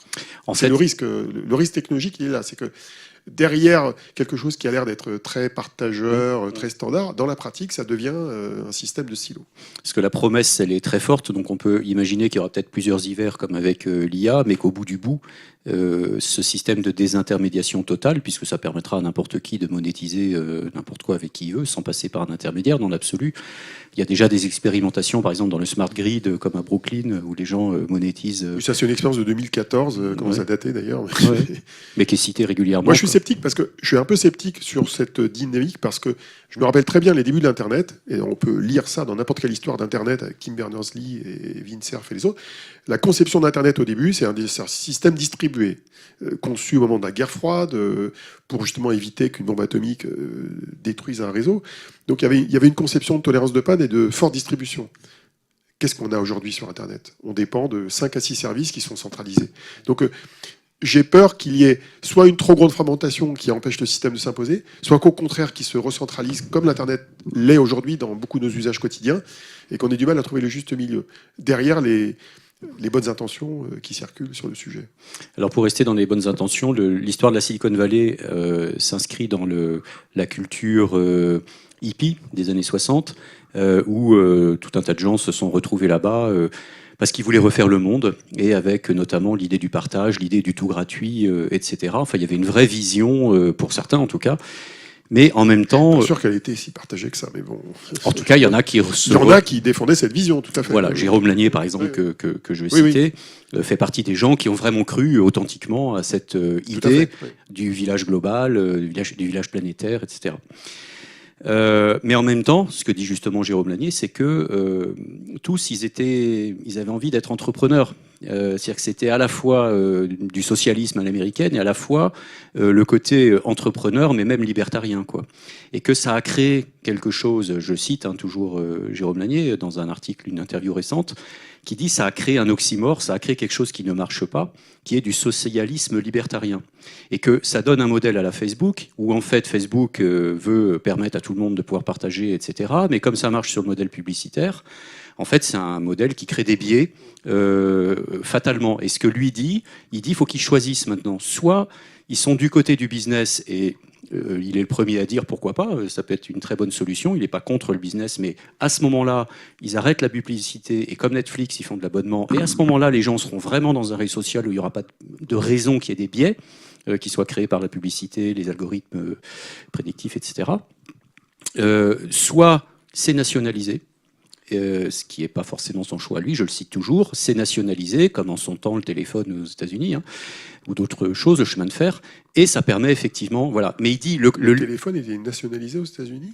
Il y a à ses débuts, il n'y a pas eu une compagnie de téléphone. Graham Bell. Oui. Après, Graham Bell, c'est pas le public, c'était une entreprise privée. Peut-être pas le. Ça a donné AT&T d'ailleurs. Peut-être pas l'ensemble, peut-être sur les infrastructures ou enfin, il faudrait que j'aille revoir ça. Mais enfin, en tout cas, l'histoire est jalonnée de services publics, en tout cas en Europe. Voilà, qui ont été nationalisés à un moment donné parce que justement, il y avait une situation de monopole. Donc ce que dit Jérôme Lanier, c'est on est aujourd'hui dans un système qui ne marche pas, qui est un système donc de socialisme libertarien et qui doit conduire les grandes entreprises, les GAFA, à faire des choix parce que sinon on va vers quelque chose qui est potentiellement toxique pour la société. Qu'est-ce que ça vous évoque? Qu'est-ce que ça t'évoque d'ailleurs? Question bac de philo là. Oui, bah c'est une question à 2 minutes. Oui. 2 minutes. Mais la Silicon Valley, c'est toujours, elle est difficile à résumer. De toute façon, la Silicon Valley, elle mélange, comme tout pays capitaliste, le meilleur et le pire au même endroit. Il y a l'esprit d'entrepreneuriat, l'esprit de la conquête de l'Ouest, appliqué au numérique. Le côté tout est possible, tout le monde peut rêver. Ça génère aussi bien des projets fantastiques dans la santé, dans le numérique, dans toutes les technologies qu'on connaît. En même temps, ça génère des trucs terribles comme Theranos, qui est un scandale énorme, une société dans les medtech qui a escroqué tous ses clients. Ça génère des abus qu'on pourrait qualifier des abus du capitalisme extrême. Ça crée aussi une société à deux vitesses en Californie. Même dans la région de la Silicon Valley, c'est une société vraiment à deux vitesses. Le logement est tellement cher à San Francisco que les gens sont obligés de partir. Il y a une différence de niveau de vie énorme en Californie entre la Silicon Valley et tout ce qu'il y a autour. Même le sud, Los Angeles, San Diego, c'est pas tout à fait pareil. Donc, on va avoir effectivement Jérôme Lanier d'un côté et on va dire Peter Thiel de l'autre côté, quoi, pour donner les deux extrêmes, quoi. Donc, ceci étant, c'est la force des États-Unis et c'est la force de la Californie que permettre les deux, c'est-à-dire d'avoir les deux qui cohabitent. C'est un peu la dualité que tu as entre Berkeley d'ailleurs et Stanford. Berkeley, c'est plutôt l'historique hippie, et Stanford, c'est l'historique, on va dire, capitaliste, industriel, technologique. Et cette dualité continue à exister aux États-Unis d'ailleurs. Sauf que, comme dit Jérôme Lanier, le rêve que poursuivaient ces jeunes qui allaient dans la Silicon Valley dans les années 60, il dit ils ont complètement réussi, mais très au-delà de leurs espérances. Ils ont vraiment changé le monde, mais quelque part, Enfin, tu crois que Gordon Moore et les Ozo, là, qui ont créé Intel, ils rêvaient de changer le monde comme ça? Je suis pas sûr. Hein. Ça dépend de quelle Silicon Valley on parle. La Silicon Valley, celle d'Apple, celle de... il y a eu plusieurs générations. Ouais. La Silicon Valley, au départ, dans les années, entre les années 30 et les années 50, c'est en gros le complexe militaire industriel, plutôt dominante, financé par le Pentagone et la Seconde Guerre mondiale. Ensuite, à la phase des semi-conducteurs, Fairchild, Intel et compagnie. Donc là, c'est vraiment du hardware. Et là, je pense pas que les gars, ils venaient avec les cheveux longs et... Il n'y a aucune photo des patrons d'Intel avec les cheveux longs. Hein. Et après, tu as la génération Jobs et compagnie. Voilà, en réalité, c'est plus la génération de Jobs, tout à fait. Mais on va dire qu'elle est issue... Voilà, tout à fait. C'est après. Mais elle est quand même... moi, je me rappelle... La génération Jobs, elle cohabite avec d'autres entreprises qui n'étaient pas du tout dans le style de Steve Jobs. Ouais. Steve Jobs, c'était un peu l'extrême... en tout cas hippie, puisque c'est le mot que tu utilisais. Quoi. Quand Jérémy Rifkin est venu ici, j'étais scotché qui raconte en off qu'en fait, il avait été à Woodstock, que c'était vraiment... lui, il était complètement dans cette mouvance mouvance hippie de l'époque. Je l'imaginais pas Woodstock, du c'est la tout. côte Est, au demeurant. Oui, mais c'était cette mouvance hippie qui était très forte à ce moment-là, qui était une vraie révolution culturelle. En fait, moi, je crois que c'est un mythe, ça, sur la Silicon Valley, parce que bon, j'y vais de temps en temps. La Silicon Valley, ça reste un peu comme le même problème qu'en France. C'est des gens qui ont fait les grandes universités, les Ivy League, hein, c'est les Stanford, MIT, etc., qui créent des boîtes, qui viennent de belles familles. Il y a très peu de noirs, par exemple, dans les startups dans la Silicon Valley. Il y a très peu de diversité. La principale diversité vient plutôt de l'étranger. Pourquoi ? Parce que les facs comme Stanford, elles ont de l'ordre de 40% d'étudiants étrangers, donc des Chinois, des Européens, des Russes, des Indiens. Et d'ailleurs, maintenant, on a le patron de Google et le patron de Microsoft qui sont tous les deux des Indiens. Donc, il y a une perfusion de talents qui vient de l'étranger. Mais le phénomène hippie, je pense qu'il est relativement marginal, même en revenant aux années 80. J'ai un sentiment qu'il est relativement marginal. Il y a des penseurs, mais si tu regardes les startups, les grosses boîtes, la création de valeur, c'est pas des hippies. Hein. Tu parles d'aujourd'hui? Non, même en remontant aux années 80. Hein. Années 80, peut-être, ouais. Non, il faut prendre l'ensemble des boîtes. Voilà, mais... Tu prends Adobe, par exemple. Adobe, c'est une belle boîte, ça vient de là-bas aussi. C'est des hippies, Adobe? Mais il y a une légende qui colle à la peau, effectivement, de la Silicon Valley. Des valeurs libères. Mais on retient surtout les gens des facs, notamment à Berkeley. On retient, par exemple, les grands développeurs de l'open source, qui viennent de là aussi. Donc, quand tu te balades à Palo Alto, dans le coin, tu as au même endroit la fondation Mozilla, avec les mecs qui ont créé JavaScript et tout ça, enfin les gars qui ont créé des solutions open source qui font l'Internet d'aujourd'hui, PHP, etc. Et puis à côté, tu as les affreux de Google, enfin les affreux, façon de parler, mais tu as le grand capitalisme publicitaire, Google, Facebook. C'est au même endroit. Donc c'est une cohabitation. Je lance juste une chronique. Ouais. C'est la dernière chronique de cette émission. C'est la case de Merton. Merton va nous emmener à la mode Twitch. Il va nous emmener quelque part avec une question à la fin. À tout de suite.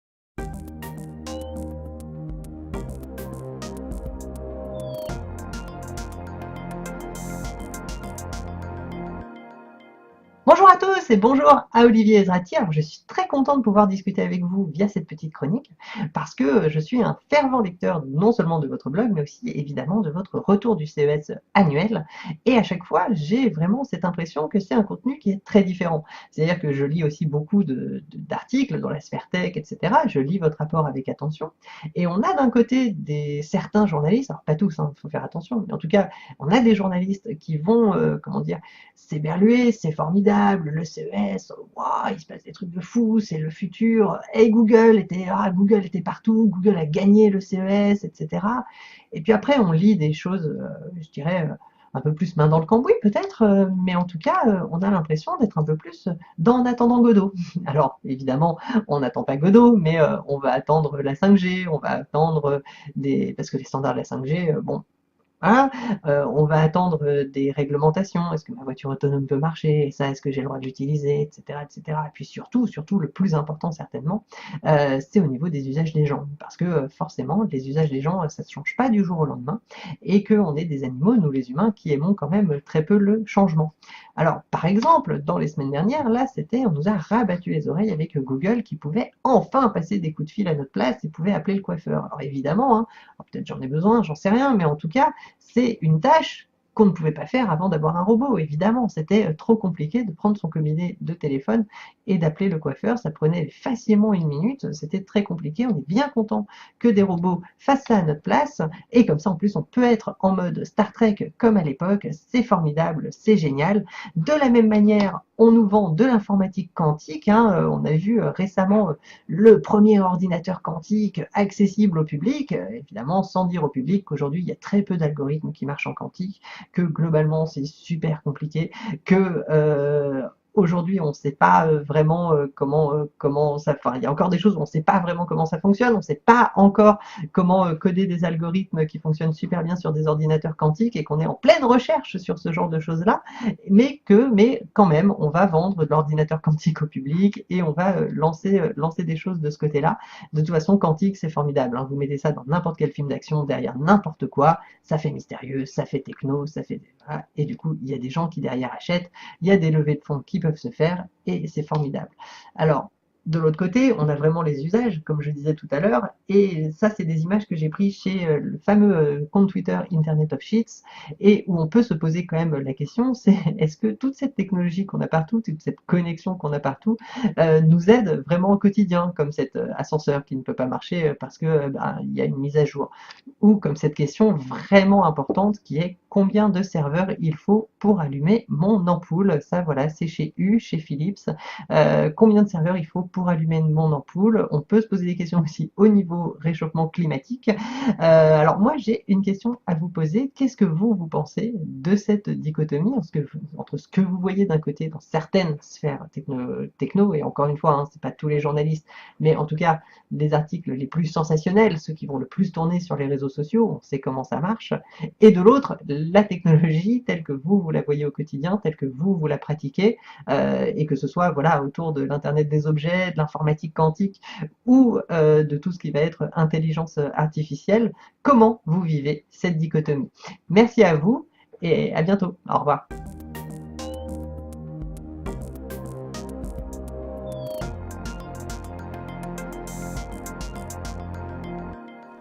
Alors, cher Berton, merci. Olivier Ezrati est prêt à bondir là sur son micro, prêt à te répondre. Donc, Olivier, une petite réponse. Ça fait longtemps que je me pose cette question de la segmentation du marché du numérique entre l'utile et le futile. C'est un jeu de mots très simple. Hein. Et quand on observe les solutions qui arrivent sur le marché, on peut essayer de les classifier. Et en fait, elles sont toutes utiles d'une manière ou d'une autre, sauf qu'elles travaillent sur nos valeurs et nos émotions de manière plus ou moins alambiquée. Est-ce que Pokémon Go est utile? Il ne va pas servir à améliorer la civilisation, la société ou la santé des gens, mais ça distrait. Est-ce qu'un objet connecté qui fait gagner 3 secondes tous les mois est utile? Non, mais c'est marrant de l'avoir parce que ça permet d'être branché quand on reçoit ses amis chez soi.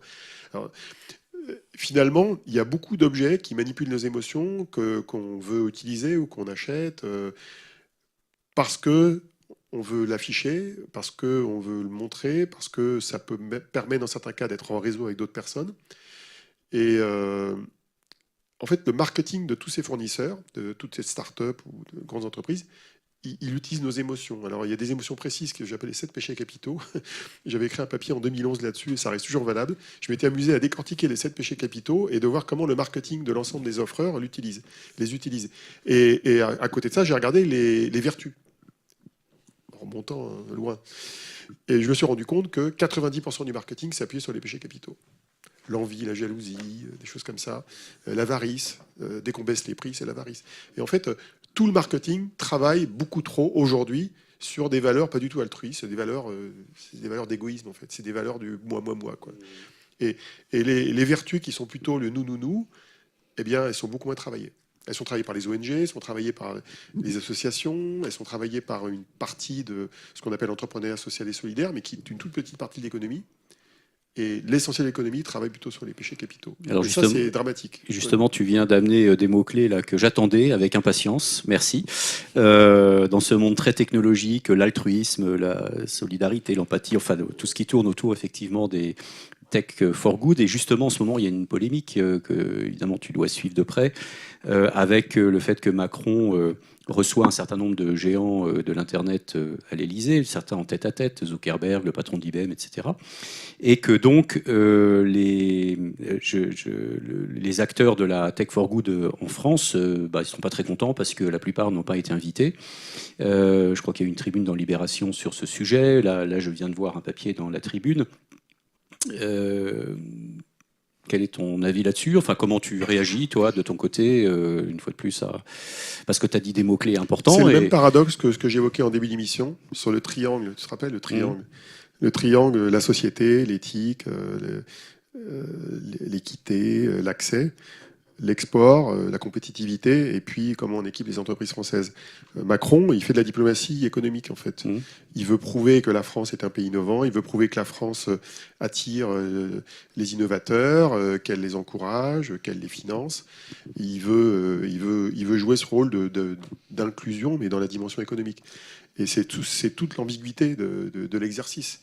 C'est de la diplomatie. Alors en même temps, il essaie de tordre le cou un peu à Facebook, mais je pense qu'il ne va pas arriver à faire grand-chose, mais il veut tordre le cou aux GAFA pour leur faire respecter soit les réglementations européennes, soit courber peut-être un petit peu les Chines vis-à-vis d'un certain nombre de pratiques commerciales ou autres. Parce que là, pour le coup, Mais ça bon, fait quand même je des crois titres, pas. des gros titres. Macron accusé de servir la soupe aux géants du net américain.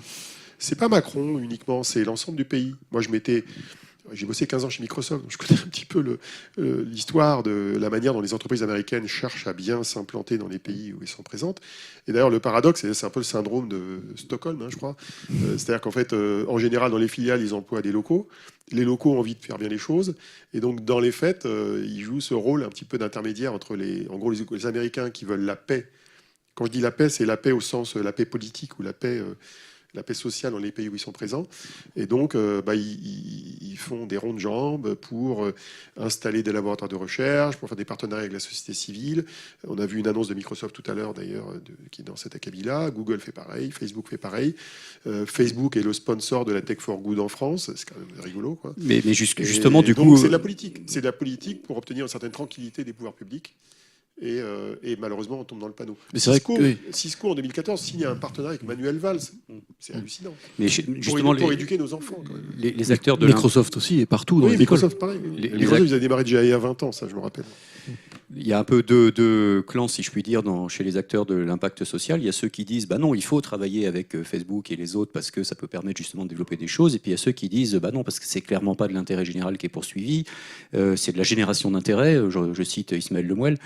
Ton point de vue à toi, c'est quoi par rapport à ça? C'est deux choses différentes. Je pense qu'il faut certainement, entre guillemets, travailler avec les grands acteurs américains parce qu'on en a quand même un petit peu besoin et on a au moins besoin qu'ils respectent nos lois chez nous. Donc il y a des choses à faire. La fiscalité, qui est quand même un gros sujet. Il y a quelques négociations européennes sur la question. Et puis après, il faut effectivement développer notre écosystème local. Il faut développer nos entreprises. Il faut leur permettre à elles d'exporter. Il faut leur permettre à elles de changer la société. Donc c'est deux choses, je dirais, parallèles. Mais alors justement, qu'est-ce que tu préconiserais et certainement qu'est-ce que tu préconises, parce que j'imagine qu'on te pose souvent la question de ce point de vue-là. Pas forcément sur ce sujet-là, en tout cas.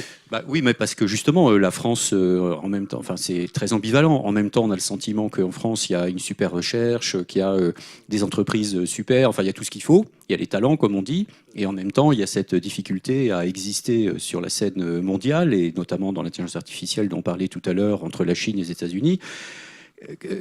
Voilà, si toi tu avais le pouvoir entre guillemets de faire changer les choses, tout appuierais sur quoi pour J'ai un avis un peu tranché, mais qui n'est pas forcément lié à ce que tu évoques au niveau de la Tech for Good ou de l'entrepreneuriat social et solidaire. Il se trouve que la Tech for Good et l'entrepreneuriat social et solidaire, ils ont une caractéristique, c'est qu'en moyenne, ils ont moins d'économies d'échelle que les technologies traditionnelles. C'est souvent lié à des économies de services. C'est souvent un travail de proximité. Donc c'est plus difficile de faire scaler, comme on dit en français, une entreprise de la Tech for Good qu'une entreprise classique qui fait du numérique, du hardware, du software, du cloud. Donc ça, c'est une différence importante. Donc moi, j'ai tendance à avoir un tropisme sur les entreprises qui ont cette capacité à scaler. Et là, j'ai un avis qui porte des contradictions en soi, à savoir que la raison pour laquelle les entreprises, les GAFA notamment, ou les Chinois réussissent, et nous, on a du mal à réussir, c'est qu'ils ont un marché intérieur qui est très grand. Il est grand et homogène.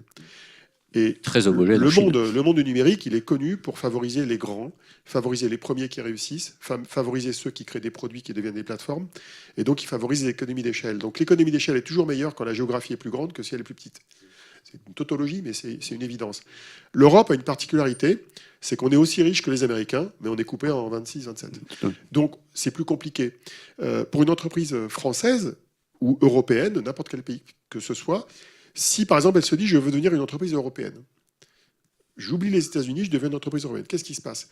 Elle va se taper tous les pays un par un, et dans chaque pays tout est différent, mais pas simplement la langue ou la culture. Fiscalité, machin. Mais même pas.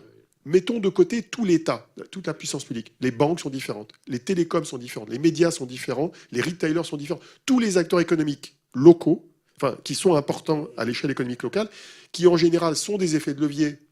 Les médias, tu es obligé de bosser avec eux pour te faire parler de toi. Les télécoms, tu es obligé si tu fais des services dans le cloud. Les banques, tu es obligé de bosser avec elles si tu es dans les fintech, etc., etc. Le retail, si tu distribues un produit physique. Donc, tu es toujours obligé de travailler avec des acteurs qui sont locaux. Donc, tu refais le boulot à chaque fois. Et en plus, dans une langue différente, avec une culture différente. Donc, tu t'essouffles. Tu vas faire l'Allemagne, l'Angleterre éventuellement, mais tu vas le faire très lentement. Au même moment, tu as un type qui est de l'autre côté de l'Atlantique, qui a été financé 10 fois mieux que toi, qui a accès à un marché intérieur qui est à peu près la taille du marché européen, elle est même plus grande quand on regarde juste le logiciel d'entreprise.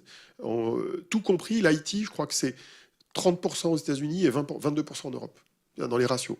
Donc le gars là-bas, il va plus vite que toi, il est mieux financé. Toi, tu t'essouffles, tu fais un pays, 2 pays, 3 pays, et au bout d'un certain temps, qu'est-ce qui se passe? Bah, toi, tu n'y arrives pas, tu deviens le pouli d'or de ton sujet, et le grand, soit il te tue, soit il te rachète. Et c'est arrivé déjà plusieurs fois dans l'histoire. Alors c'est foutu. La seule solution... Non, attends, là je t'ai expliqué le scénario, l'Europe. Rachète. Donc la solution, mais c'est une solution qui est un crève-cœur, pour moi, et elle l'est pour l'État, elle l'est pour plein de gens. La solution, c'est que si on veut devenir des leaders mondiaux, il faut devenir des leaders dans les grands marchés mondiaux. Donc ça veut dire qu'il faut accepter d'aller aux États-Unis, plutôt que d'aller en Chine, parce que la Chine est un marché beaucoup moins pénétrable que le marché américain. Il faut y aller. Il faut accepter d'avoir des capitaux américains. Il faut accepter d'avoir une partie de son équipe, pas tout. On peut garder la R&D en France et le siège en France, mais il faut accepter d'avoir des équipes aux États-Unis pour y être présent. C'est ce qu'a fait Business Object quand ils sont créés. C'est ce qu'ont fait Dassault Systèmes quand ils ont eu Boeing comme Criteo aussi. Criteo, ils ont été d'abord en Allemagne, en Angleterre et au Japon avant d'aller aux États-Unis. Et c'est la seule solution pour créer des leaders mondiaux. Alors je dis pas qu'on est obligé de créer des leaders mondiaux. Il y a plein de domaines où c'est pas obligatoire. Mais si on veut créer des leaders à la GAFA, sauce GAFA, il n'y a pas 36 solutions. Donc le coupe-fil, c'est les États-Unis, c'est pas l'Europe. Enfin, je veux dire, c'est pas l'idée de construire une Europe même. Et je vais donner un exemple qui montre à quel point c'est un crève-cœur. C'est le domaine de la santé qui me passionne particulièrement. Le système de santé européen, il est génial pour nous en tant que citoyens et patients. En France, on a une couverture qui est correcte, même si des fois elle baisse, mais entre les CPAM, la sécurité sociale et les mutuelles, on est assez bien couvert en général. C'est pareil en Allemagne, c'est à peu près pareil en Angleterre. Tu vas aux États-Unis, c'est une horreur. Avec ou sans Obamacare, c'est une horreur. Tu peux faire faillite parce que tu as une appendicite aux États-Unis. Ça peut arriver pour certaines professions libérales qui sont mal couvertes. Or, les prix des médicaments là-bas sont très chers. Toute la santé est très chère. Donc si tu es innovant dans la santé, il vaut mieux cibler le marché américain, parce que tout est cher là-bas, parce que le marché est construit de telle manière à ce que tout est privé, donc les médicaments sont chers, donc toutes les professions sont chères. Alors qu'en Europe, c'est très régulé, donc c'est pas un endroit sympa pour innover. Donc le paradoxe, c'est qu'il faut aller innover là où c'est cher, et continuer à bénéficier de notre niveau de vie et notre protection de santé que nous avons en Europe. Et est-ce que c'est renforcé ou pas par la question de la data, du coup Alors la data renforce ce point-là, puisque la data est, disons, en moyenne plus ouverte aux États-Unis ou plus privatisable, et en Europe, on est très protégé. C'est peut-être une raison de plus que d'aller exporter, finalement. Si on fait des choses, allons le faire là-bas, gardons notre lifestyle, finalement, qui est la caractéristique européenne, la santé, la démocratie, qui fonctionne quand même pas trop mal, même si ça peut s'améliorer, les transports, les loisirs, la culture, l'alimentation aussi, qui n'est pas trop mauvaise. On a tout un tas de choses intéressantes en Europe, et allons exporter aux États-Unis, là où finalement l'innovation est adoptée plus rapidement. Et alors justement, c'est un truc qui m'avait marqué une fois de plus quand Rifkin était venu ici, c'est que lui, il avait pointé le fait qu'il disait, la France, vous avez un truc qui est juste génial que n'ont pas les autres, c'est toute cette histoire très forte sociale, les associations, c'est plus d'1 million depuis donc la loi de 1901, donc ça remonte, voilà. Plus d'1 million d'associations en France, mais c'est aussi les coopératives, c'est les syndicats, enfin c'est tout ce qui a permis de structurer les relations sociales à tous les niveaux, si je puis dire. Et il dit ça, c'est une histoire qui est très forte, une culture qui est très forte et que vous pouvez transformer aussi d'une certaine manière, ce qu'on voit d'ailleurs un petit peu dans le domaine de l'innovation sociale, le SS, etc. Non, tu ne penses pas que c'est quelque chose pour le coup d'exportable? Alors je ne parle pas forcément en termes de business, mais en tout cas en termes de... Je pense que dans l'expression, dans ce que Rifkin t'a raconté, il a sous-estimé le poids des communautés aux États-Unis. Ça s'appelle pas Association 1901, mais dans n'importe quel quartier, il y a des associations, il y a une vie de quartier qu'on n'a d'ailleurs pas dans les villes en France au même niveau. Donc il y a des mouvements associatifs aux États-Unis. Je vais donner un exemple qui me sidère. Mon ancien patron de Microsoft, qui s'appelait Marc Chardon, je l'ai vu il n'y a pas longtemps, il a été pendant 8 ans, 9 ans, PDG d'une boîte qui faisait du logiciel pour les ONG, pour les associations américaines. Il faisait 400 millions de dollars de chiffre d'affaires. T'imagines ça en Europe ? Il faisait 400 millions de dollars juste pour des associations qui collectaient de l'argent du public pour faire vivre des ONG. Donc en fait, c'est très développé aux États-Unis. Mais on connaît. Il y a les fondations. Il y a énormément de fondations aux États-Unis qui financent de la recherche, qui financent l'éducation. Comme elle est privée, il faut la financer par des fondations. Les endowments, donc ce sont en gros les fondations des grandes universités. Il y a un mouvement associatif aux États-Unis qui est différent, mais qui est très puissant et qui est d'autant plus puissant que le secteur public est moins puissant qu'en Europe. Mais du coup, juste pour terminer, j'essaye de comprendre, pour aller au bout du bout, toi, du coup, si tu devais aujourd'hui, si on te donnait les moyens d'aller dans une direction, ça serait laquelle? Enfin, si tu te disais, je suis en France, je ne pars pas aux États-Unis, je reste en France. Pourquoi faire? La question, c'est qu'est-ce qu'on cherche Oui, à mais obtenir. justement, voilà. Est-ce que c'est la compétitivité économique? Donc là, je dis, dans les technologies, il faut aller aux États-Unis. Il n'y a pas 36 solutions. Si on veut créer des leaders, ou alors on fait le choix d'être un pays différent des États-Unis, différent des leaders, et on développe l'économie de service, l'économie locale, on exporte moins. Et le problème étant que le monde vers lequel on va, c'est un monde qui est de plus en plus technologique. C'est un monde où la compétitivité d'un pays dépend quand même de sa capacité à exporter des technologies. Donc si on n'exporte pas et qu'on fait que du service, on devient des losers. Dernière question, pour parler toujours de globalité. Zuckerberg dit que finalement, Facebook, la vision, entre guillemets, qu'il a de Facebook, c'est d'un réseau social global, une infrastructure sociale globale, dont il dit qu'elle est la seule capable de, à terme, résoudre les problèmes de la planète qui doivent se résoudre à l'échelle globale. Donc c'est l'infrastructure sociale qui va permettre de résoudre les problèmes à l'échelle globale. Est-ce que tu partages ce point de vue, qui évidemment est un point de vue... Pas du tout, parce que Facebook, ça a permis d'élire ce salopard de Donald Trump, et donc ça permet le meilleur et le pire. Mais aujourd'hui, il y a plus de pire que de meilleur. Merci. Vivatech, tu iras Vivatech. Je place toujours Trump dans mes interventions, c'est un truc. Non mais c'est bien. J'ai Topinambour aussi, mais j'ai pas fait encore. Parfois, on doit atteindre forcément, fatalement, le point Godwin. Là, c'est le point Trump. Depuis un an, c'est toujours un point qu'on doit forcément atteindre à un moment. Là, on l'a atteint quand même. On a dépassé l'horaire, mais du coup, on l'a atteint juste après la fin de l'émission quasi. C'est parfait. Vivatech, tu iras? Ouais, j'y vais les 3 jours.